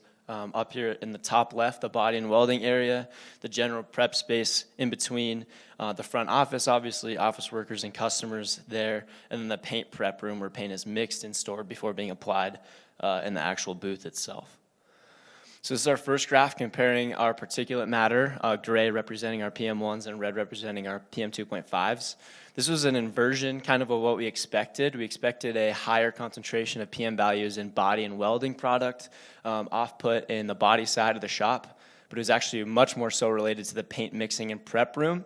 If we had to pinpoint why possibly, we think it's most likely due to the condensed spaces of which these high PM values were found, as well as the location to the more efficient ventilation and stillments in the office itself. So on the right, you can see the paint prep room is more situated in a confined area to the paint side, and the paint prep room, the paint booth itself, same to go with the office, which is problematic for office workers, which we're going to talk about here. In our next graph, which compares our VOCs and carbon dioxide content. So this was more expected, but we did not expect as high of a carbon dioxide occupancy, especially outside of the higher paint exposed areas. So this graph here is comparing our parts per million of carbon dioxide and VOCs, the red line indicating the recommended indoor average for these values. So you can see that we're well above average in the paint room, the office, and the paint prep for carbon dioxide, and in the paint prep room for VOCs as well. And so for this, the Environmental Protection Agency says that car product paint and application in indoor spaces is 10 times more toxic on average than just in terms of VOC content. So you can have a lower VOC count, but just due to the actual waterborne paint chemicals themselves is going to be more toxic. And then for our carbon dioxide, it's most importantly significant in the areas of which paint workers are unprotected. So all of this data that's collected in terms of carbon dioxide is taken outside of the paint booth, which is the only required area of which these painters are required to have their mask, have their hood, and ventilation systems on. Obviously, carbon dioxide can be related to drowsiness, headaches, and difficulty breathing exceeding levels of 2,000, which it is in 2 areas of our shop here that are unprotected. So big takeaways is that paint particulate outweighed bodywork particulate pretty heavily. There's a high carbon dioxide concern, especially in unprotected areas. And our VOC health connections have been related to constant cough, wheezing, nasal and throat irritation, and along with shortness of breath, a decrease in expiratory volume, exhalation rate, and then a lowered vital capacity, all contributing to just a decreased overall pulmonary function long term. And then in conclusion, the data collected raises great health concerns for the office workers and the auto body workers, as stated in other slides. We propose that this establishment should install an air filtration system or improve a current system to remove excess CO2, PM1 and 2.5, and VOCs. Workers could also be encouraged to wear face masks and give them more protection. Furthermore, the shop could keep doors open and promote small air purifiers or filters in each room.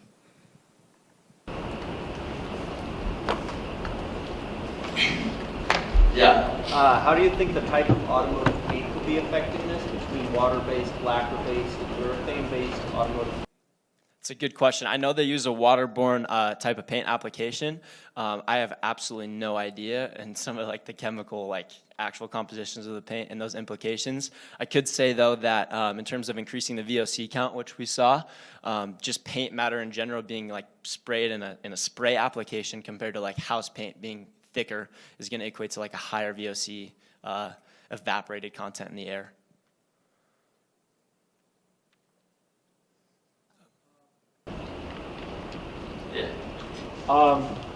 Did you see with like this place that like they were pretty forward with making sure their workers were safe, like compared to other auto body shops and paint stores, or do you think they kind of were ignorant to like worker safety and stuff? I think that I wouldn't say ignorant, but maybe necessarily, I don't know. I don't want to say lazy, but obviously in a space like this, sometimes as a worker, you're only doing what you're required to do, and obviously it raises great concern, more so for customers who aren't necessarily aware to these. These painters are aware of some of these issues, and they make their choices based on that. But customers and the carbon dioxide content was the biggest concern, and that's why the purification, air purifiers were a good suggestion for that. Sweet.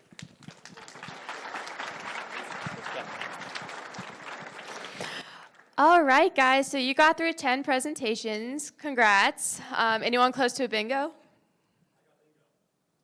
You have bingo? Oh, awesome. Well, does anyone else have bingo, or just him? All right, well, just meet me up here during this next section, which I will show you here in a moment. So we are now going to go to the break/poster session. So if you want an opportunity to win a prize, definitely do the scavenger hunt. Presenters, remember to hold the stickers and give them out when you're done presenting. And let's come back at 11:30 for 7 more presentations, lunch, and then we'll do the award ceremony and everything else. So go ahead. Okay, looks like most people are settled, so I'll just go ahead and get started. Good news, bingo is still going. There was just one slight overlook on which square he filled out, but he's close. So you guys don't, he's close, so get ready. So bingo is still going on. You still can play. You still get a chance to win. And now we'll move on to the last 7 presentations for today. And this should be when bingo happens. So I'm excited to hear who wins, or multiple people who have bingo. But before I get started, how was the poster session? Was it interesting? Was it good? Yeah? Yeah? Thank you. Some voices out there. Thank you so much. Yeah, so thank you so much for doing that. Hopefully you guys participated in the scavenger hunt. And we will draw during the award ceremony, so you guys won't know who the winner is quite yet. But we will now announce the poster finalists from the people you saw back there. And the finalists, please go out into the hall, and you'll find my coworker, Carolyn, and Mesa.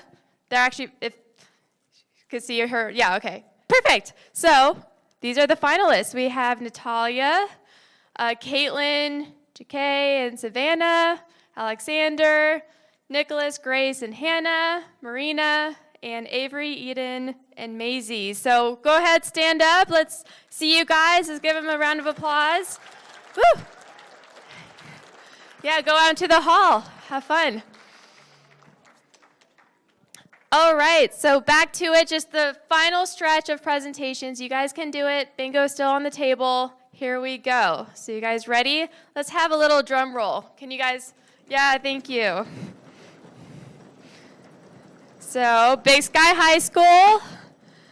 Emma and Cam, please come up. Woo!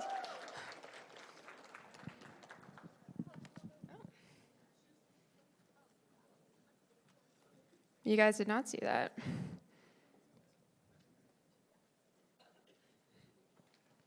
So here you guys go. This is a clicker if you want.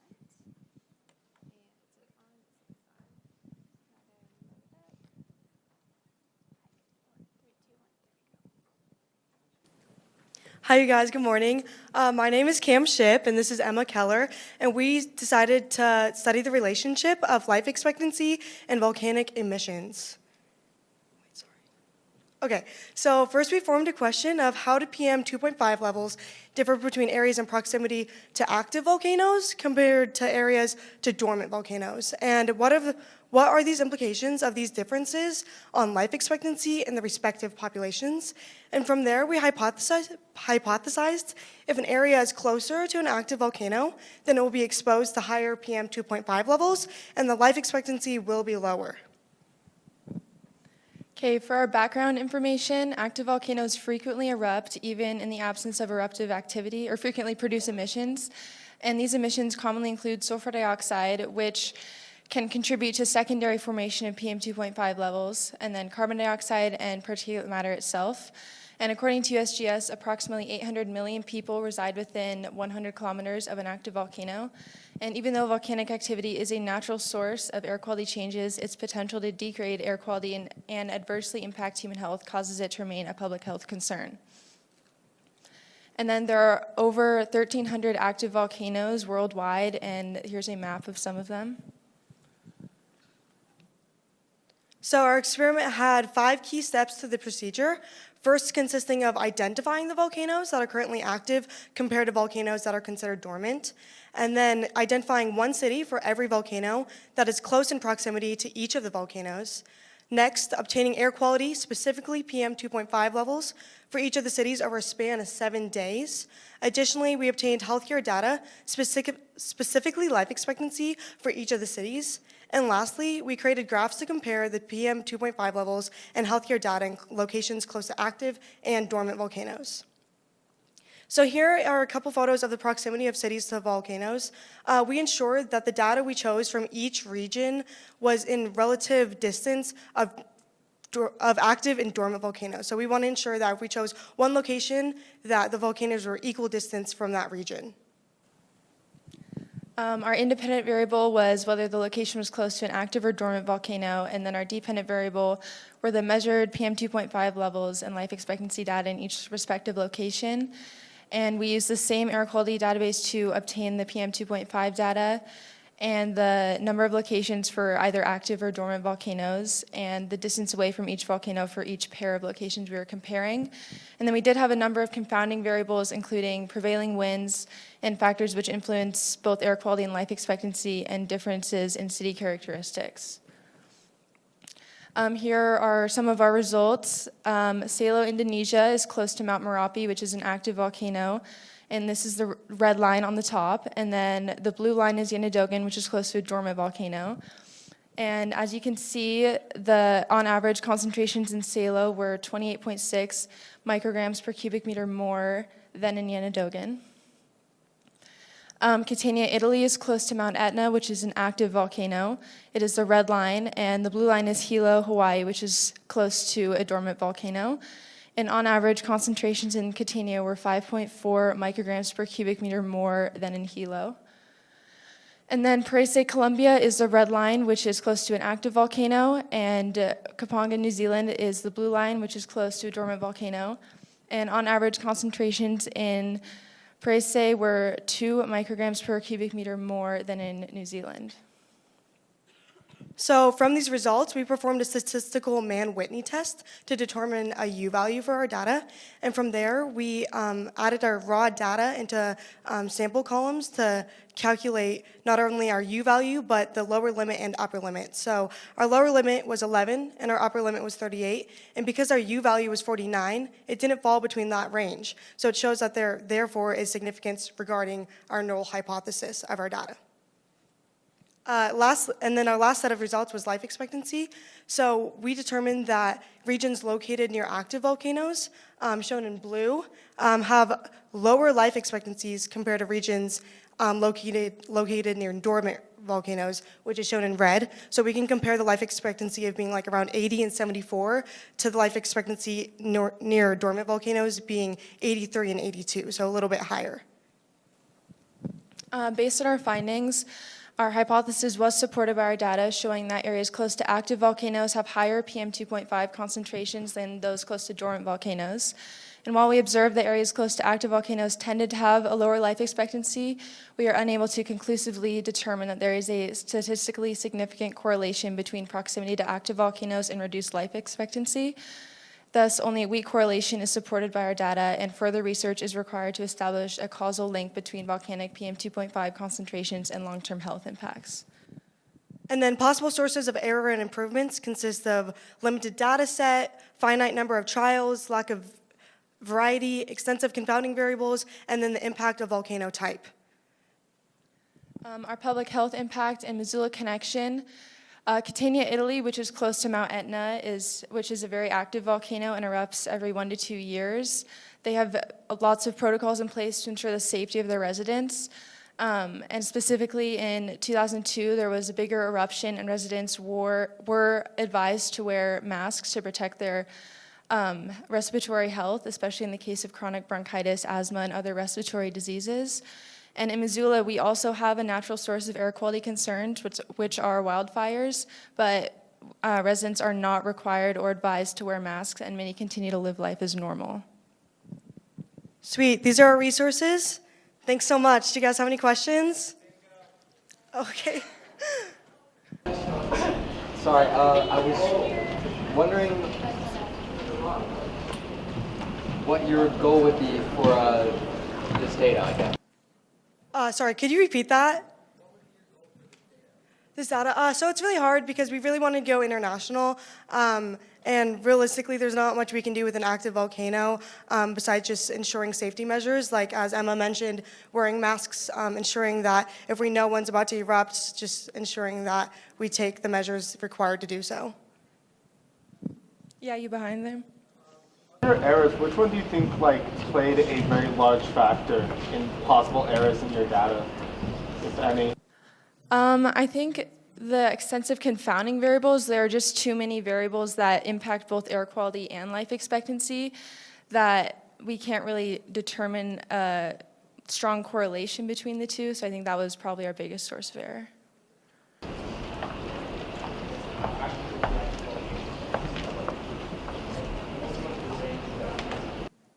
Yeah, so the data we collected regarding the active volcanoes, it was just more so, yeah, that's actually a good question. I guess we didn't go based off monthly or a weekly basis or even yearly basis. It was just in comparison of location and proximity, just being near an active volcano. Yeah. We did 6 total, 3 dormant and 3 active volcanoes. Yeah.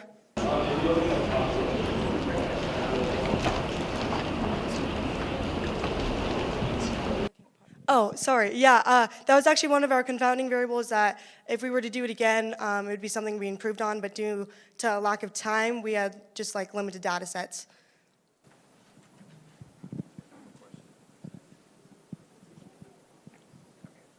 Okay, no more questions? Okay. Thank you.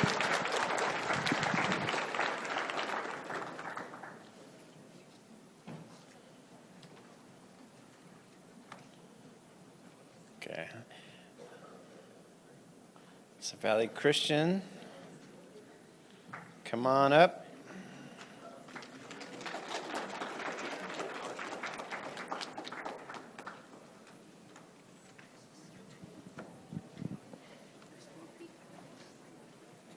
Okay.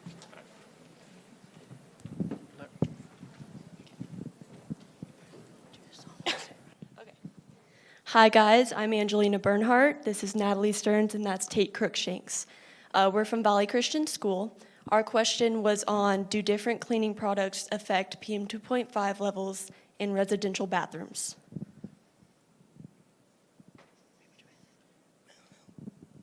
Which way is it? Because it's not working.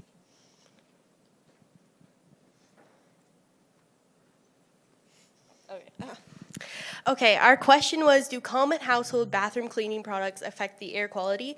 And do the results show us we should be using more natural cleaners?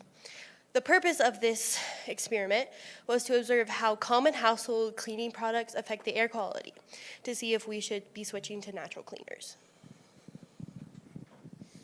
Right. Hypothesis. For many widely used bathroom cleaners, people have labeled as hazardous and are promoting the shift towards natural alternatives. Research indicates that these cleaners have high amounts of PM 2.5 and are volatile organic compounds that we will refer to as VOCs from now on. We believe that the compound commonly used in households will negatively affect the air quality by releasing particulate matter. Some background. So many studies have taken place where indoor cleaning products and how they affect the users. People who work in the cleaning industry have shown a 50% higher risk of developing asthma and 43% higher risk of chronic obstructive pulmonary disease, which can be varying lung diseases. Cases of asthma and skin diseases have been reported from using household cleaning products.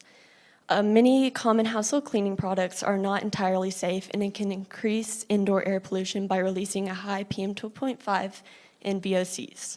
Studies on indoor air quality standards have shown these cleaners react to ozone pollutants particles, causing respiratory issues. Bit more background, PM2.5 are any particles that are 2.5 microns or less in diameter. PM2.5 does not refer to the chemical effect of the matter. PM2.5 in itself may not be toxic, but too much of it can be harmful. As we were thinking about using cleaning products, we knew some of these products had harmful chemical effects, but we were also curious if they had high levels of PM2.5. All right, our procedure. Our setting is 3 regular household bathrooms. We measured the air quality before, except for the Febreze, and we used common household cleaning products. Then we used the cleaning products as instructed, as the Wind PM2.5 device recorded the air quality with the bathroom door closed. We then observed the air quality for 10 minutes. We waited until the air quality returned to the original reading before testing another product. Repeated this process 2 more times with the same products in the same bathrooms, and averaged the end results into a graph. So our materials were ammonia, Febreze, Windex, Lysol, shower foam, bleach, Mrs. Meyer spray, vinegar, a steam cleaner, cleaning cloths and paper towels, and then the wind monitor. The experiment overview is first, we test the air quality of the bathroom before cleaning, using the cleaning products. Second, use the cleaning products as instructed while the air monitor collects the data for 10 minutes. Wait until the air quality goes back to the starting level and test another product.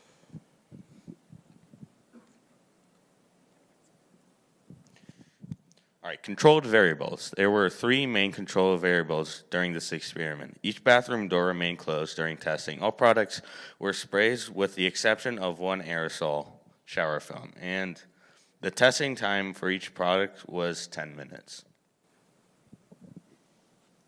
So these were our results from all 3 tests. As you can see, so the green would be like good, moderate, yellow, moderate, and then going up to the red would be unhealthy and then hazardous. So our highest one would be shower foam for test 1 and 2, and then Lysol made a jump on, test 1 and 3 was shower foam, and then test 2 was Lysol. So then this is our average results. So as you can see, there is a very high spike in most of these products. Some of them remain in the safer area, but still are not recommended. For the Febreze, it was done a little bit differently.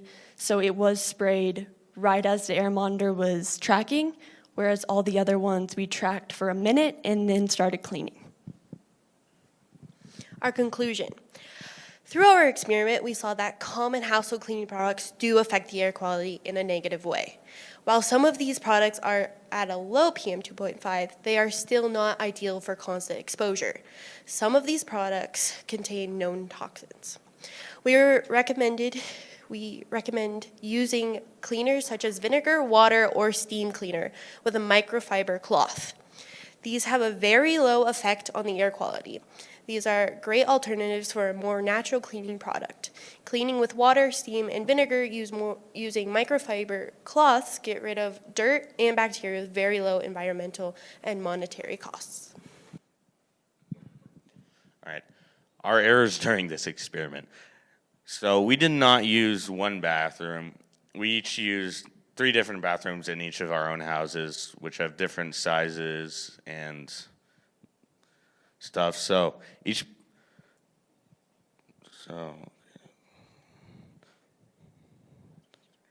Right. Even though we waited to test each new product until the air quality went back to its original state, some of the particles still may have lingered, causing error in the readings. So these are our references, and does anyone have any questions? Yes.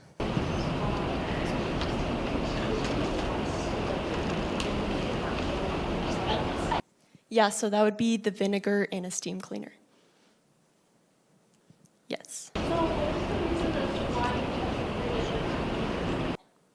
It was just all of our households. It was easier that way, and then we could just combine all of our data.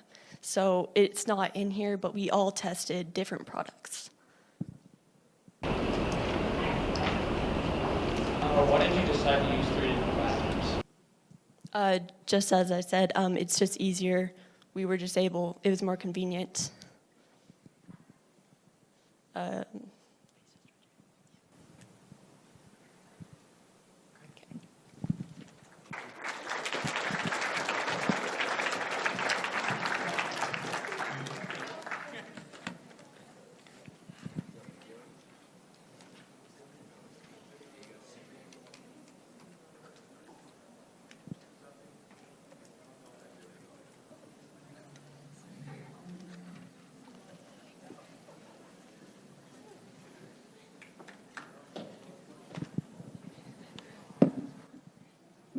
Hellgate High School.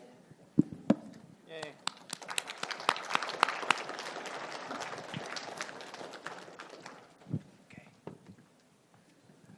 you. Thank you. And can we work just on the keyboard for clicking? Cool. Alrighty. Hi, my name is Sophia. My name is Eamon. And we worked on air pollution in association with cardiovascular disease incidents. So just for some background, PM2.5 is an inhalable particle that can go through the protective structures of the naso and oropharynx and enter the bloodstream through the alveoli, which can get into the bloodstream and cause aggregation of platelets, inflammation, and oxidative stress. And we looked at 2 smoke sources in our project, wildfire, which has about a 90% release rate of particulate matter 2.5, and factory output, which has a 40% release rate of PM2.5. And we hypothesized that in cities with greater PM2.5 concentrations, then they will have increased rates of thrombus-related conditions like strokes and heart attacks because PM2.5 easily enters the bloodstream and can cause the aggregation of platelets. So our research methods consisted of synthesizing air quality data from Detroit, Missoula, and Atlanta. It's important to note that our Missoula data was collected exclusively during the summer smoke season. Then we identified the average AQI and the average raw PM2.5 from each of these cities. Then we researched CVD in all of these cities and then compared the cardiovascular disease diagnosis rates to the air quality in Missoula, Atlanta, and Detroit. The variables that we found were independent, dependent, and controlled. These consisted of air pollution in various environments. The dependent is rates of cardiovascular disease and air quality, and the controlled is the population demographics, age, pre-existing conditions, access to health care, and then geographic location and duration of exposure to the pollution. And this is the graph we got. As you can see on the blue bar, it indicates the average PM2.5 that was in the average over that time period we looked at. So Missoula, we looked exclusively from July 30th to September 30th, otherwise known as our smoke season. And Detroit and Atlanta, we looked at the entire year. The green line that you see is what is indicated as anything above that is a hazardous level of PM2.5. And the red we just added to see the peak PM2.5s that you will see throughout the year. And then our yellow indicates the CVD events that we saw per 100,000 people.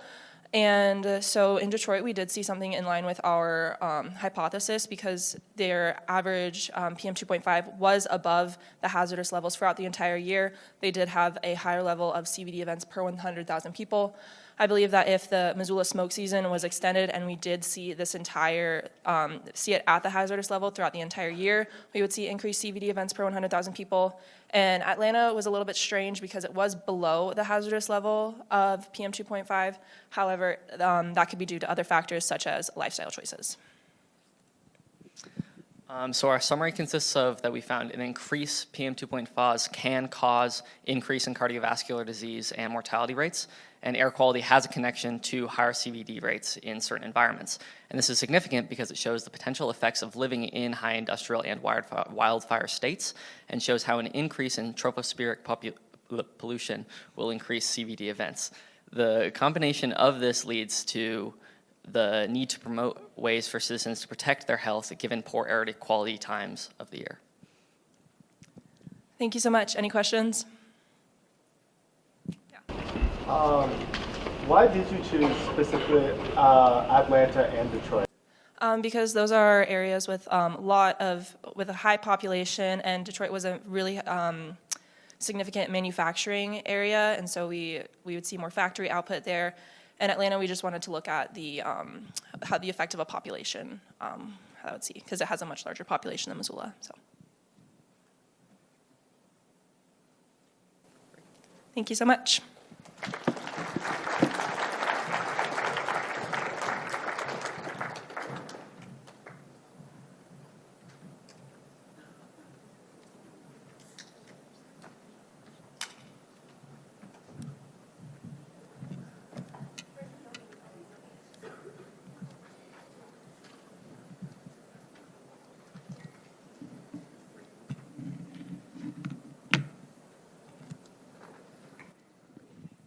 Okay, Corvallis High School.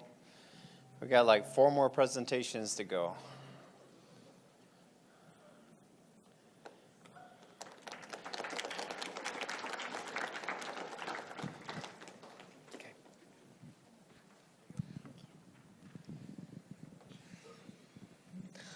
Hi, my name is Elena Wissenbach.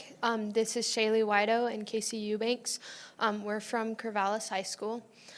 We did our project on the effects of recirculation, like circulating air in a car, and the effects it has on PM 2.5 levels.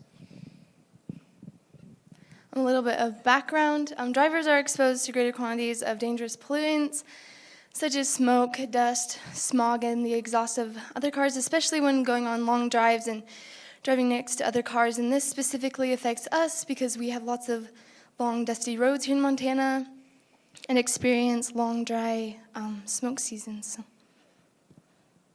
So we came up with the question, how does recirculating air versus circulating air from outside affect PM 2.5 levels in the car while driving, and if that can create clearer air? And we came up with a hypothesis that if you recirculate the air in your car, then the PM 2.5 levels will be lower because the bad particles will not be pulled in from outside, such as pollution, exhaust, or smoke. Okay, so the materials we used were the sensor, and then we had a F-150, and our procedure was we started the truck and adjusted the air according to the experiment, and then we left the truck running for about 5 to 10 minutes before turning on the sensor, and then we turned on the sensor and drove for about 20 minutes, and then once you get to where you're going, you turn it off, and then you turn off the truck, and then we just repeated it until we had enough data. The controls were the vehicle. There was always one person in the vehicle, and then the tracker. The independent variables were the circulating air versus recirculating air, the time of day and the temperature, and then the dependent variable was the PM 2.5 levels. So I made these data tables based off of the data we collected from the sensors. I split it up into 2.5-minute increments and just got the levels from each of those points.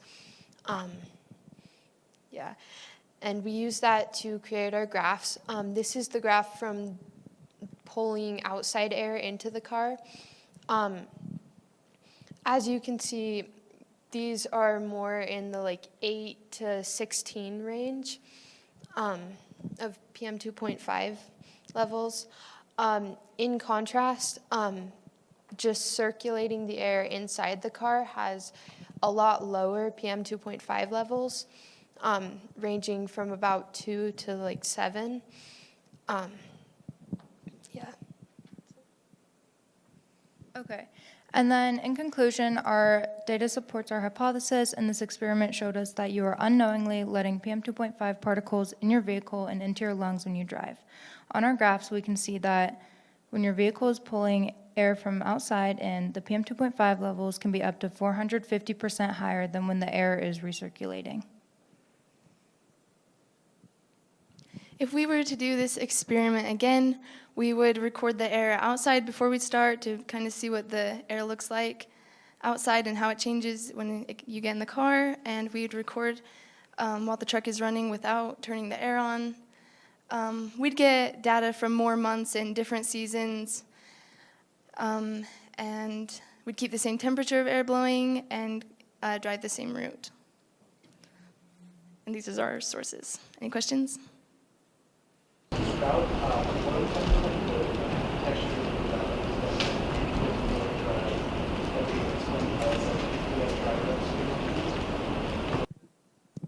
We did this in April, so it was mostly dry and like on dirt roads.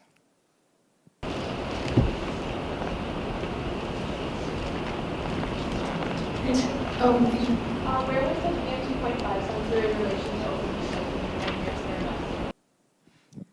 None of the windows were open, but it was sitting like on the dash. The make or model is hard effective PM2.5 levels. I think the only thing that would affect it was if it's gas or diesel. Otherwise, I think if your air works, then it would be the same. Probably the age of the vehicle as well, just with the air going through.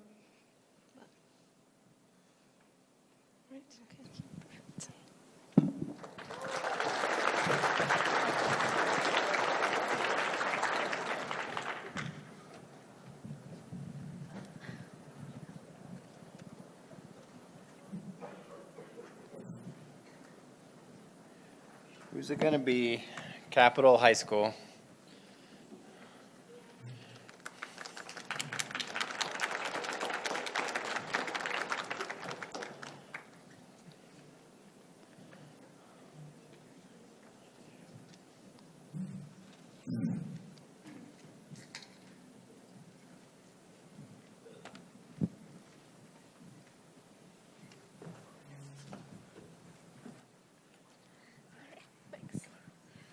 Hi, I'm Alexia Hermes. And I'm Kason Hinkensifkin. We are doing our experiment on PM 2.5 levels on different population densities in Helena, Montana. Our question was, how are PM 2.5 levels affected by population density? Does a suburban area's air quality vary from one in rural Montana? Our hypothesis was that a house in a suburban area with a higher population density will contain more particulate matter than a home in a rural part of Montana because of the amount of people around, which causes more disturbances. So for our background, our purpose of our experiment was just to see basically the different air quality around Montana and whether or not it should affect where people live. This experiment helps track and compare the air quality within a suburban neighborhood in Montana and a rural home in Helena, Montana. Our suburban area wasn't the most suburban in Helena, Montana. It consisted of more about 15 houses, but and our rural house was just one. On our background research, we found out that from other people's experiments, they found out that places with a higher population density tended to have a higher PM 2.5 level than that of a rural area. All right, for our materials, you'll need a wind air quality tracker, 2 cell phones, one to use as a timer and the other to open the app, along with a paper and pencil. Then our dependent variable were the PM 2.5 levels, and then our independent variable was the location or the population density. Our control group was the rural area with a low population density, and our constants were the time of day, the wind air quality tracker, our phones, and the time periods of 30 minutes with 5-minute intervals. So for our procedure, it was pretty simple. We turned on the wind tracker and made sure it connected to our phones. Then we put it on a table or a deck, kind of depended on the elevation. And then we would let the tracker run for about 30 minutes, and as it did, we would check in every 5 minutes to write down the levels of the PM 2.5. We would do this at each location, and we did it 3 days for each location. All right, for our results, the data shows the difference between PM 2.5 levels in an area with high population density versus one with a low population density. Both areas meet the EPA's standard in a 24-hour period, and the control group has an average of 2 during the second trial, where the suburban area averages a level of 6. By comparing the data we've collected in this experiment, higher population density does in fact affect air quality. So for our conclusion, we came to that our hypothesis was correct and that a high population density did have slightly higher PM 2.5 levels. However, it was still a safe level to live in. The average was about 1.3 for the low population density and 4.3 for the high. Our high population density suburban areas in Helena, Montana are just as safe as the lower population density. All right, some errors we could have made were the time period, because we only took our data for 30 minutes. Another could have been with the time of day, because we only had one tracker and had to transport it from each house. And the weather could have also made an impact on our data. The areas that we tested were also outside specific houses, so we couldn't get the whole entire area tested. So basically our suburban house wouldn't reflect the whole entire neighborhood, and our rural just represented that one area. So we could, in future, do more locations and have done more trials and kind of spread it out more. Any questions? How far apart were the 2 locations that you tested, and what was the climate like at the time of testing? It's probably about like Yeah, I think we have the difference somewhere on here.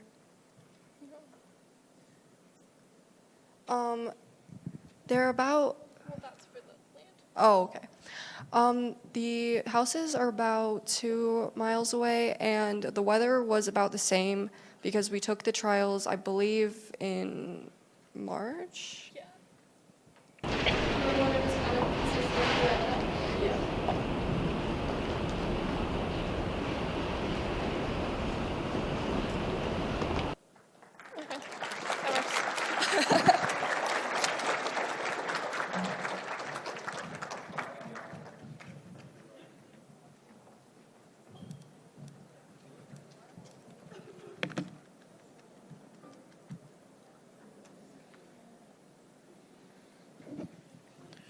Okay, 2 presentations to go. So we have Sentinel up.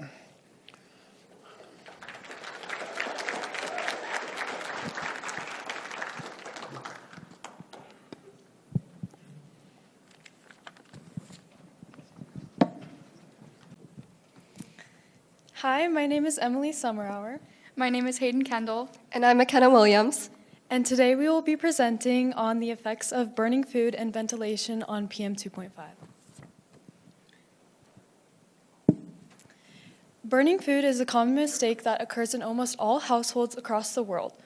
We came up with ventilation as a possible solution, which is why we chose the question, how does ventilation affect the level of PM 2.5 of burnt food?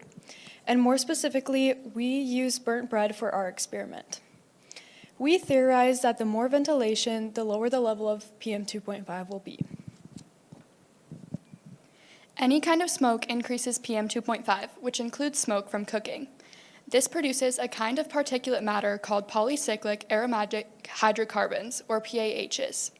High exposure to PAHs can have adverse health effects such as liver and blood abnormalities as well as cancer. Because of this, we wanted to look at potential solutions to this problem. Research from the Environmental Protection Agency led us to examine ventilation as a solution, as they found it was successful in reducing PM 2.5 exposure. To follow through with our question, we needed a cooking pan, a stove, a wind air tracker, and a phone to connect to, white bread, a spatula, and a plastic bin with a lid to cover it. From these materials, we needed to identify our variables, which are as follows. The independent being the time of the bread being cooked and the ventilation, the dependent being the levels of PM 2.5, and controlled as the pan and the level of heat applied. For our experiment, we first placed a piece of uncooked bread in a plastic container with a wind air tracker to ensure that the PM 2.5 level was low before starting the experiment. Next, we cooked the bread on a clean pan until it was toasted, then put it into the plastic bin with the wind tracker and tracked the air quality for 4 minutes with the lid closed. We then took the same piece of bread and put it back on the stove until it was completely burnt. We then put the burnt bread back in the container and tracked the air quality for another 4 minutes with the lid closed. We then repeated this entire process, but one with the lid half open and once with the lid completely open. We started with the PM 2.5 being very low in the container, sitting between values of 0 and 10. The bar graph on the left shows the comparison between the average, minimum, and maximum PM 2.5 values of bread cooked to a normal level versus burnt. As you can see, the burnt values were much higher, with the highest being almost 28,000. We also looked at the decrease of PM 2.5 over a span of 4 minutes to track the effectiveness of ventilation. The top right graph shows the cooked bread, and the bottom right shows the burnt. Since the ventilation level was minimal, the PM 2.5 decreased much less rapidly than the rest of our data. After our findings from the closed lid, we moved on to our half-open procedure. Similar to the closed lid, the highest values seen were that of the burnt bread, but what was significantly different was the amount of time in which the levels returned to normal. You can see this on our bottom right graph, showing the peak PM 2.5 levels reaching around 8,000 at minute 1 and dropping back to 0 to 10 by minute 3. For the open lid, the maximum level of PM 2.5 for the burnt bread was still significantly high, similar to the other data. The unique aspect of the open data, however, was that while the PM 2.5 got very high when the bread was first placed in the bin, it immediately dropped to extremely low levels as shown in the rightmost graphs, which shows how beneficial ventilation can be. Our hypothesis that ventilation would reduce the PM 2.5 from burnt bread was both correct and incorrect. Ventilating the bin did not stop the PM 2.5 from entering the air, but it lowered the levels to a healthy amount much more quickly than without ventilation.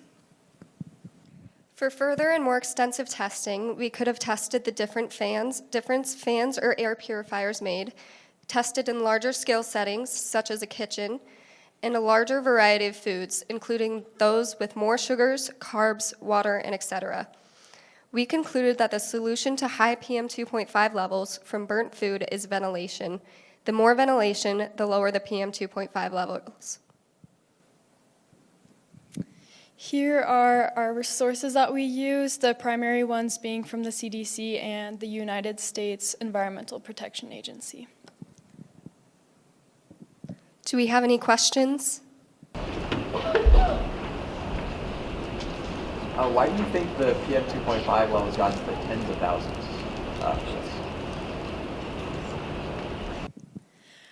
Because when we burnt the bread, we made sure it was like completely charred until like the entire piece of bread was like black. So it was releasing a lot of smoke once it got so burnt. Yeah. What was the temperature in the pan? So we used a pan on just a regular stove, and we had it on high for the entire experiment.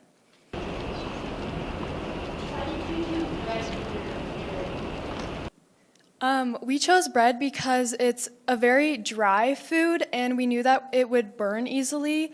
But like we said, if we were to do this again, we would also kind of want to investigate foods with more waters in them because they would probably not release as much smoke. Thank you.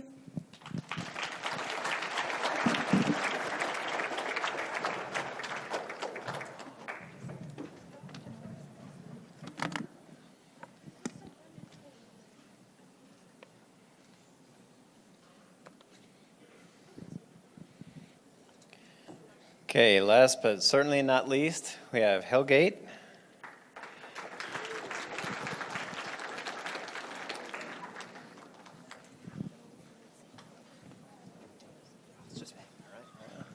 Thank you very much.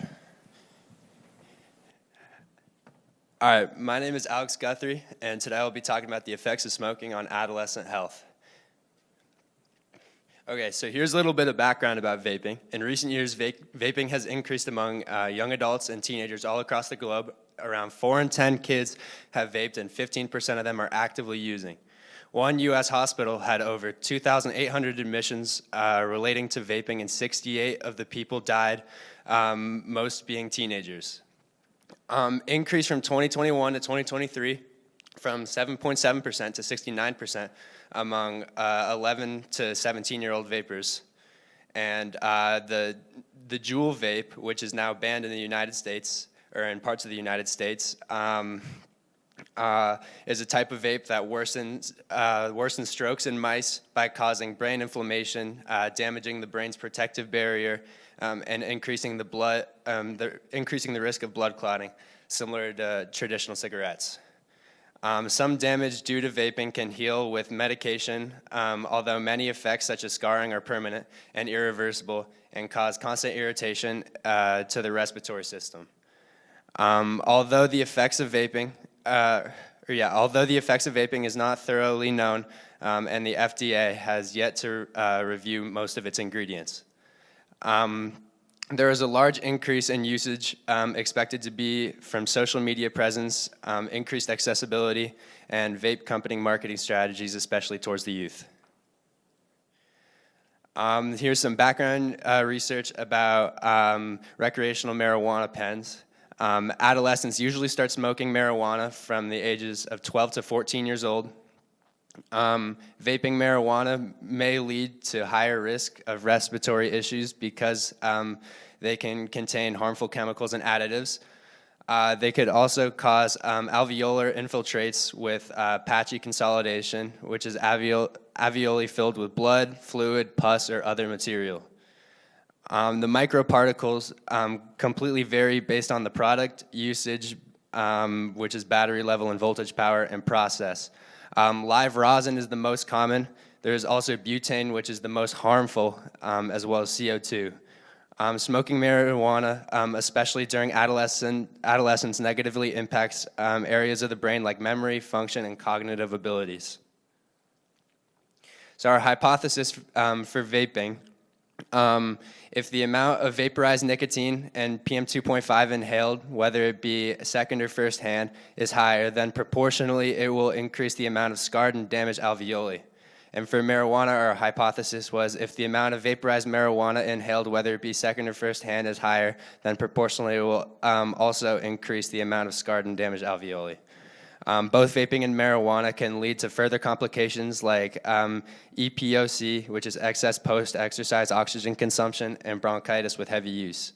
Brain development issues are seen with vaporized marijuana smoking and can become a positive feedback loop due to poor decision-making from the underdeveloped hippocampus and prefrontal cortex. So our procedure for this was we set up our forensics detector or a vape detector in the Hellgate bathroom. We downloaded a tracking app and checked it once every hour and recorded the PM2.5 results, and we tried it in 3 different bathrooms throughout Hellgate. So for more of the procedures, student substance use was gathered from 3 years of public health classes, and we referenced data from Purple Air Monitor in the past year in Missoula. And our variables, our dependent variables, were the detector results for both vaping and marijuana. Our independent variables were both smoking, and our control variables were placement or location of the detector, time that data is gathered, age group being tested, and our confounding variables are underlying respiratory conditions and secondhand smoking. Here's our process data. So for this one, there's student-reported use from substance use surveys, and there's also smoking's effect on adolescent respiratory health in comparison to the smoke season in Missoula. And the yellow bar is the hazardous level of PM 2.5. Our analysis of the results for vaping, as seen, it was found that e-cigarettes produce a higher number of PM 2.5, demonstrating a strong correlation between damage and irritation to the respiratory system. These results correlate with the information found and an increase of usage among adolescents as the group tested were in high school. Studies have shown that inhaling 157 micrograms of nicotine potentially can cause health effects such as chronic lung damage, bronchospasm, peripheral vascular disease, and impaired immune function. All of the long-term effects of vaping have not been confirmed due to a lack of research on all the chemicals that were added. And for our marijuana results, as seen above, electrical marijuana cartridge smoking had a lower number of PM 2.5, demonstrating less of a correlation with scarred and damaged alveoli. In continuation, as stated above, marijuana use disrupts the development of certain parts of the brain, worsening decision-making skills, causing users to want or feel a need to smoke more, creating a positive feedback loop. In conclusion, weed testing was done on higher and safer products with cleaner production lines, somewhat skewing the data in comparison to normal street vapes. In conclusion, despite our efforts to collect real-time data on vaping and marijuana use in school bathrooms, we ran into a few obstacles, one being that most bathrooms lacked accessible outlets for our detectors to detect the PM 2.5. The bathrooms where the detector was set up did not gather much data due to the device being far away from the actual vaping activity. And due to these limitations, we shifted our focus to comparing self-reported data from students on vaping and marijuana use in high school compared to research-based PM 2.5. We then compared that information with Missoula's air quality data during fire season, which offers relevance to the amount of PM 2.5 levels in bathroom air. This enabled us to evaluate how similar levels of PM 2.5 particulate impacts respiratory health. And some key findings: vaping produces significantly higher concentrations of PM 2.5 than certain marijuana cartridges, and both substances damage alveoli in the lungs and contribute to long-term respiratory issues. And in conclusion, again, the damages from smoking and vaping can be severe, but healing is possible, especially when stopped early. Within minutes of quitting, the body begins repairing itself. Over time, the lungs regain the ability to clean themselves effectively. After around 2 to 3 months, the risk of heart attack drops significantly. However, some scarring and damaged lung tissue is permanent, especially after prolonged use. And here is our works cited. Do we have any questions? Yeah. Between brand of vape? I'm sure there are, depending on what chemicals are being put inside of these vapes. I'm not sure the differences in nicotine vapes or in marijuana vapes, but I'm sure depending on what chemicals are used and the production of them and what factories, and there's a lot of factors that can go into these differences. Yeah. Were there like particular more bathrooms frequented than others, or like certain areas of the school where you saw like more results? Yes, definitely. But it was a little difficult to be able to track this because a lot of the bathrooms at Hellgate High School don't have outlets. So we had to use the bathrooms that do have outlets, which were found to be the least common bathrooms for vaping, nicotine, or marijuana. All right, thank you very much.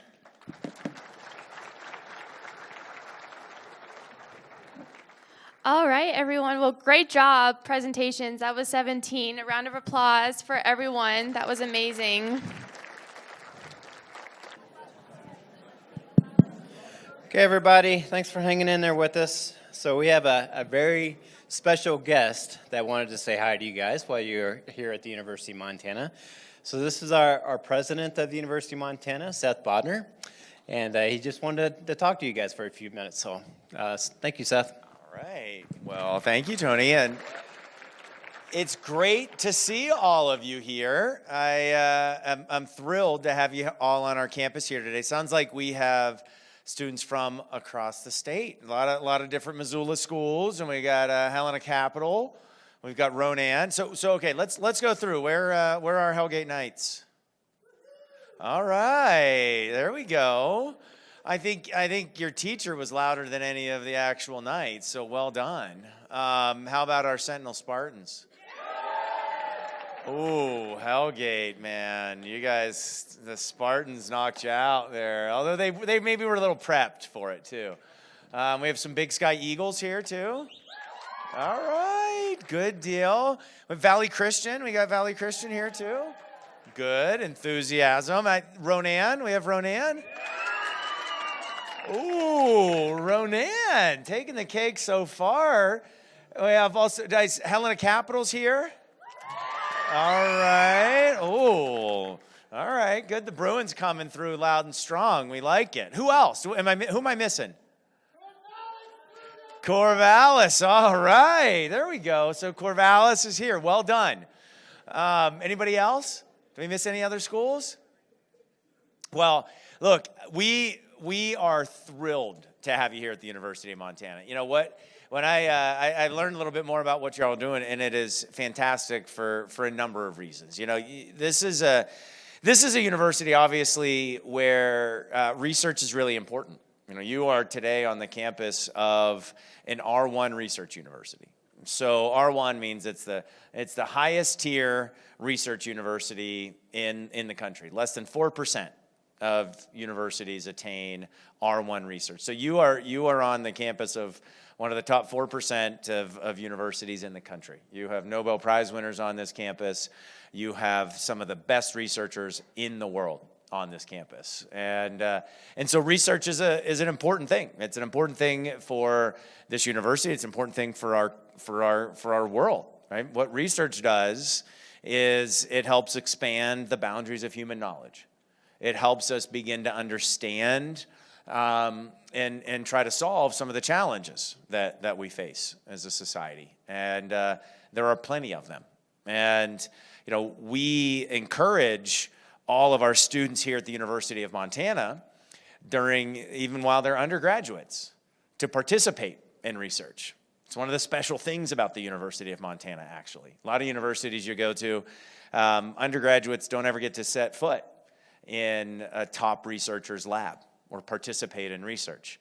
That's reserved for graduate students, people after they've gotten their bachelor's degree and they're in graduate school, getting the doctorate or a master's degree. Not here at UM. Our undergraduate students are in the labs. They're participating in research. And we think that's really important for a couple of reasons. One is the world needs people who can solve problems. The world needs people who can solve problems. And in research, and what y'all are doing, you're monitoring air quality, you're understanding why that might be changing, you're trying to address if the air quality is bad. What are some of the things we could do to solve that problem? But the world also needs people who can ask good questions. And that's what research is about. And so I want to say to all of our students, congratulations for beginning that journey of not just trying to figure out how to solve problems, but thinking about the right questions to ask. The world needs people who are creative, people who can look at a situation and say, hey, I wonder why, fill in the blank, right? And you all started to build those skills. Hopefully you learned a lot through this process. And I hope that it sparked in you an interest to continue to think about identifying problems, asking good questions, developing ways to study those questions, and find new solutions or new approaches to old problems. That's what research is about. That's what we try to do for all of our students here at the University of Montana. And I hear you all cheering for your respective schools and mascots. I want to tell you, I hope that all of you one day will come and when I say where are the Grizzlies, everybody in the room says right here, and you cheer loud. We want you all here at the University of Montana. We want you all here to continue that journey of exploration, that journey of asking questions, that journey of looking for solutions to some of the world's most pressing challenges. That's exactly what we as Grizzlies do. Grizzlies are creative problem solvers. They look for new ways to tackle challenges that other people back away from. Okay, it's the Grizzly's an apex predator, right? But Grizzlies also know how to play and have fun, and I want you all to be Grizzlies. So I do hope you've enjoyed your time here. I also want to say a special thank you to the teachers that are here. So students, can you give a round of applause to the teachers who dedicated their time?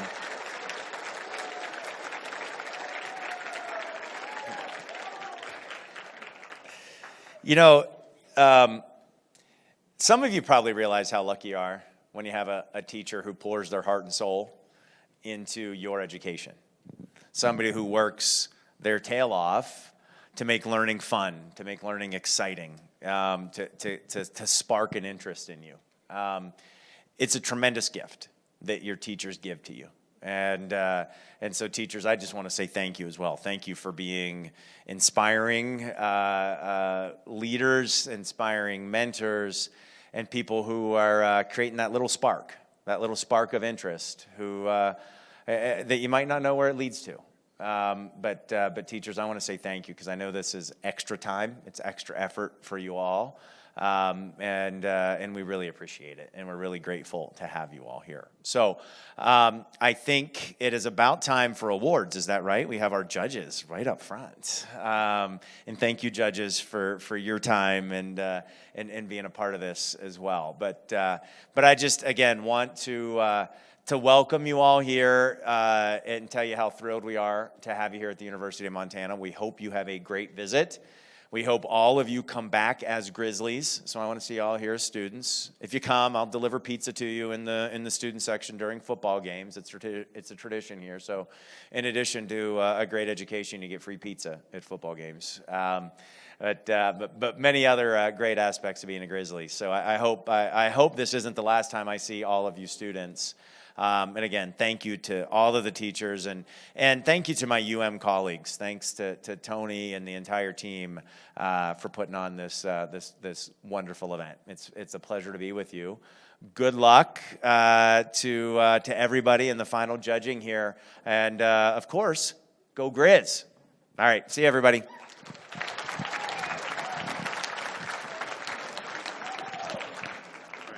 Hey, thanks a lot. All right, see ya. All right, thank you, President Bodner. Okay, so I think next up we're going to do a couple different things. First up is the Student Choice Awards. Everybody take out their phone. We got a QR code, and this is where you guys get to vote on your favorite presentation. So just like the other awards that the judges will award, you guys have the opportunity to choose your favorite presentation, and we have a prize for that person. So take a minute to do this. Okay, does anybody need just a little bit more time? Raise your hand if you need a little bit more time. Okay, so moving right along, before we get to the awards, we're going to do one more thing. So we're going to take a quick survey.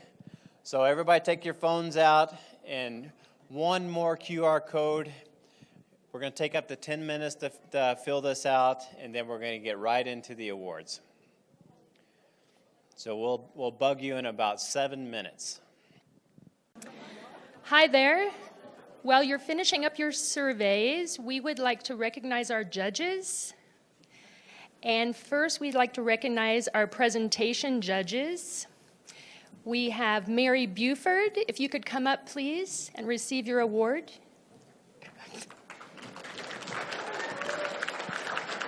And if you could stand here with the other judges. Ben Schmidt, who had to leave early. Carrie Mueller.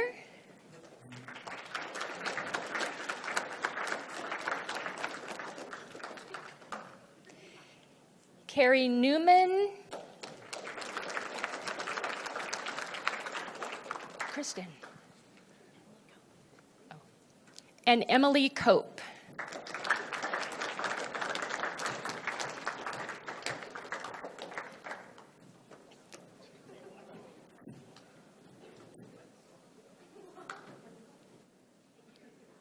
Thank you so much.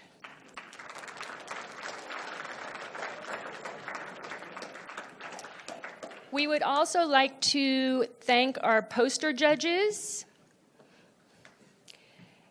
Ava Orr, if you could come up, please.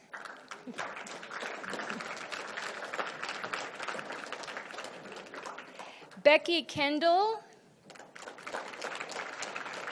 And we have a few other judges that weren't able to be here today. Leanne Kohler, Madison Miller, Jacob Albright, and Sean Opp.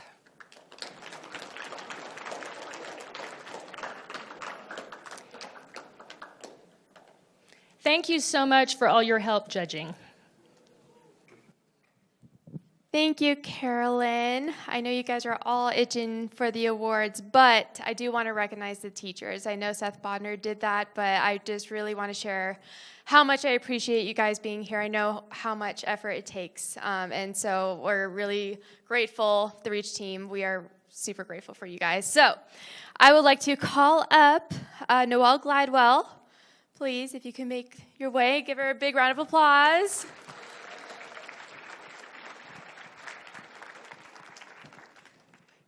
Awesome, and Carolyn here will give you a plant. It's German time. Next, we have Ellen Parchin.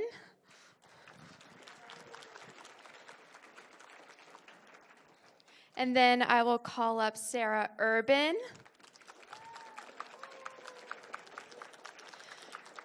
Brian Ferreter. Kathy On.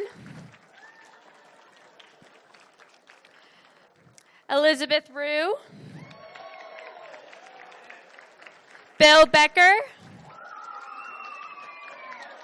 And Brock Hamill. If we all could just take a minute here to take a picture, that would be wonderful.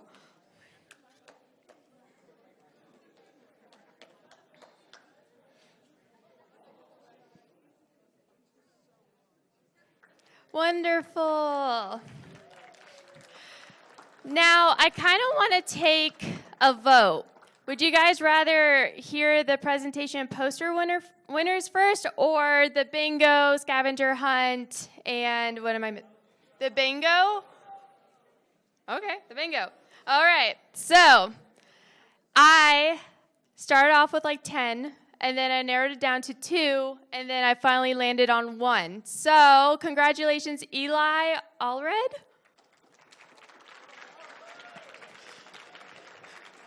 Yeah, go ahead and pick one of these 3 bags. They're all the same, just different colors. All right.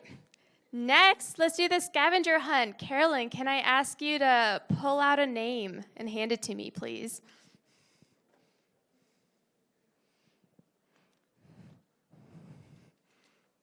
All righty, drum roll. Charlie Frumkiss. Awesome, congrats. Go ahead and pick a bag. All right, and then, I'm going to save the student choice for last. So first, I would like to do posters. Third place is effect of maternal exposure to PM 2.5 on birth weight. So this is Avery Smith, Eden Finlinson, and Maisie Reese, Big Sky High School. Come on up.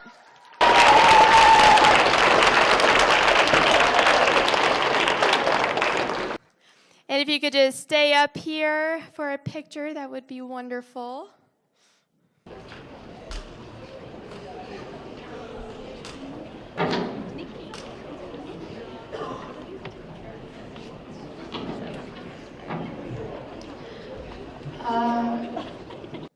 Was the picture taken?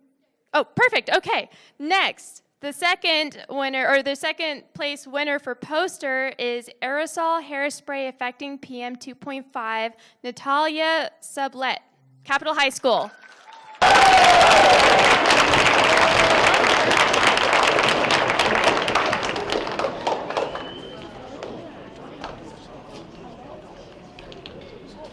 Awesome, congrats. Make sure you don't let the stuff in the envelope fall out, just heads up. All right, first place poster winner is The Effects of High School Foot Traffic on PM 2.5 Levels. Nicholas D'Ambrosio, Grace Shanks, and Hannah Smucker, Capitol High School.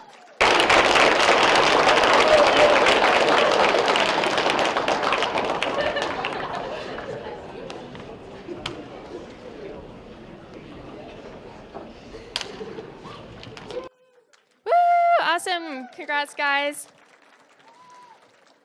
All right, here we go for the presentations. So, third place is from Corvallis. It's Vehicular Combustion Method, PM 2.5 emissions. This is Jeremy, Danson, Rowan, Watson, and Tucker Werhane. Third place. Congratulations.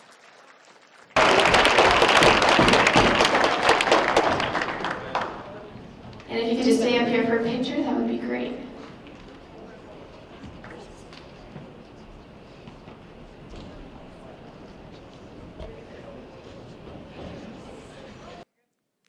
Awesome. If you could sign your names. Okay, second place for presentation is from Hellgate. The effect of training in wildfire smoke season on student athletes, Jack Berry, Leah Amish, Aluna Sabina, Clara Gibbons, and Mia Lewis. Congratulations.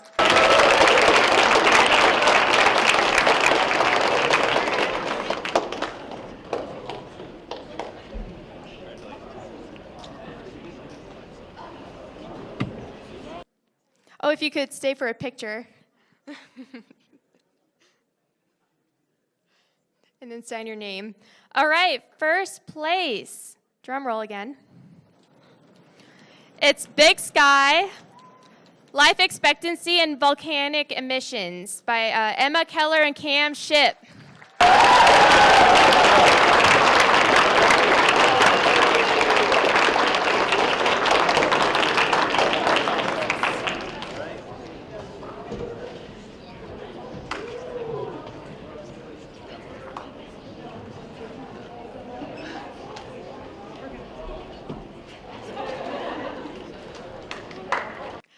Yes, another picture, but also, wait, don't go far.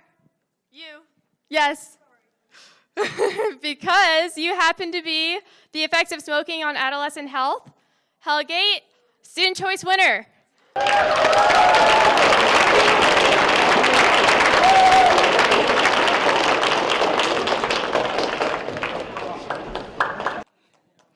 All right, guys. Wasn't that exciting? Oh, that was my way of determining the bingo. So that's the end of our event. Thanks to our sponsors, the Montana DEQ, the National Institutes of Health, and the School of Public and Community Health Sciences. Thank you guys so much for coming out here. We're so grateful. Have a great rest of your day.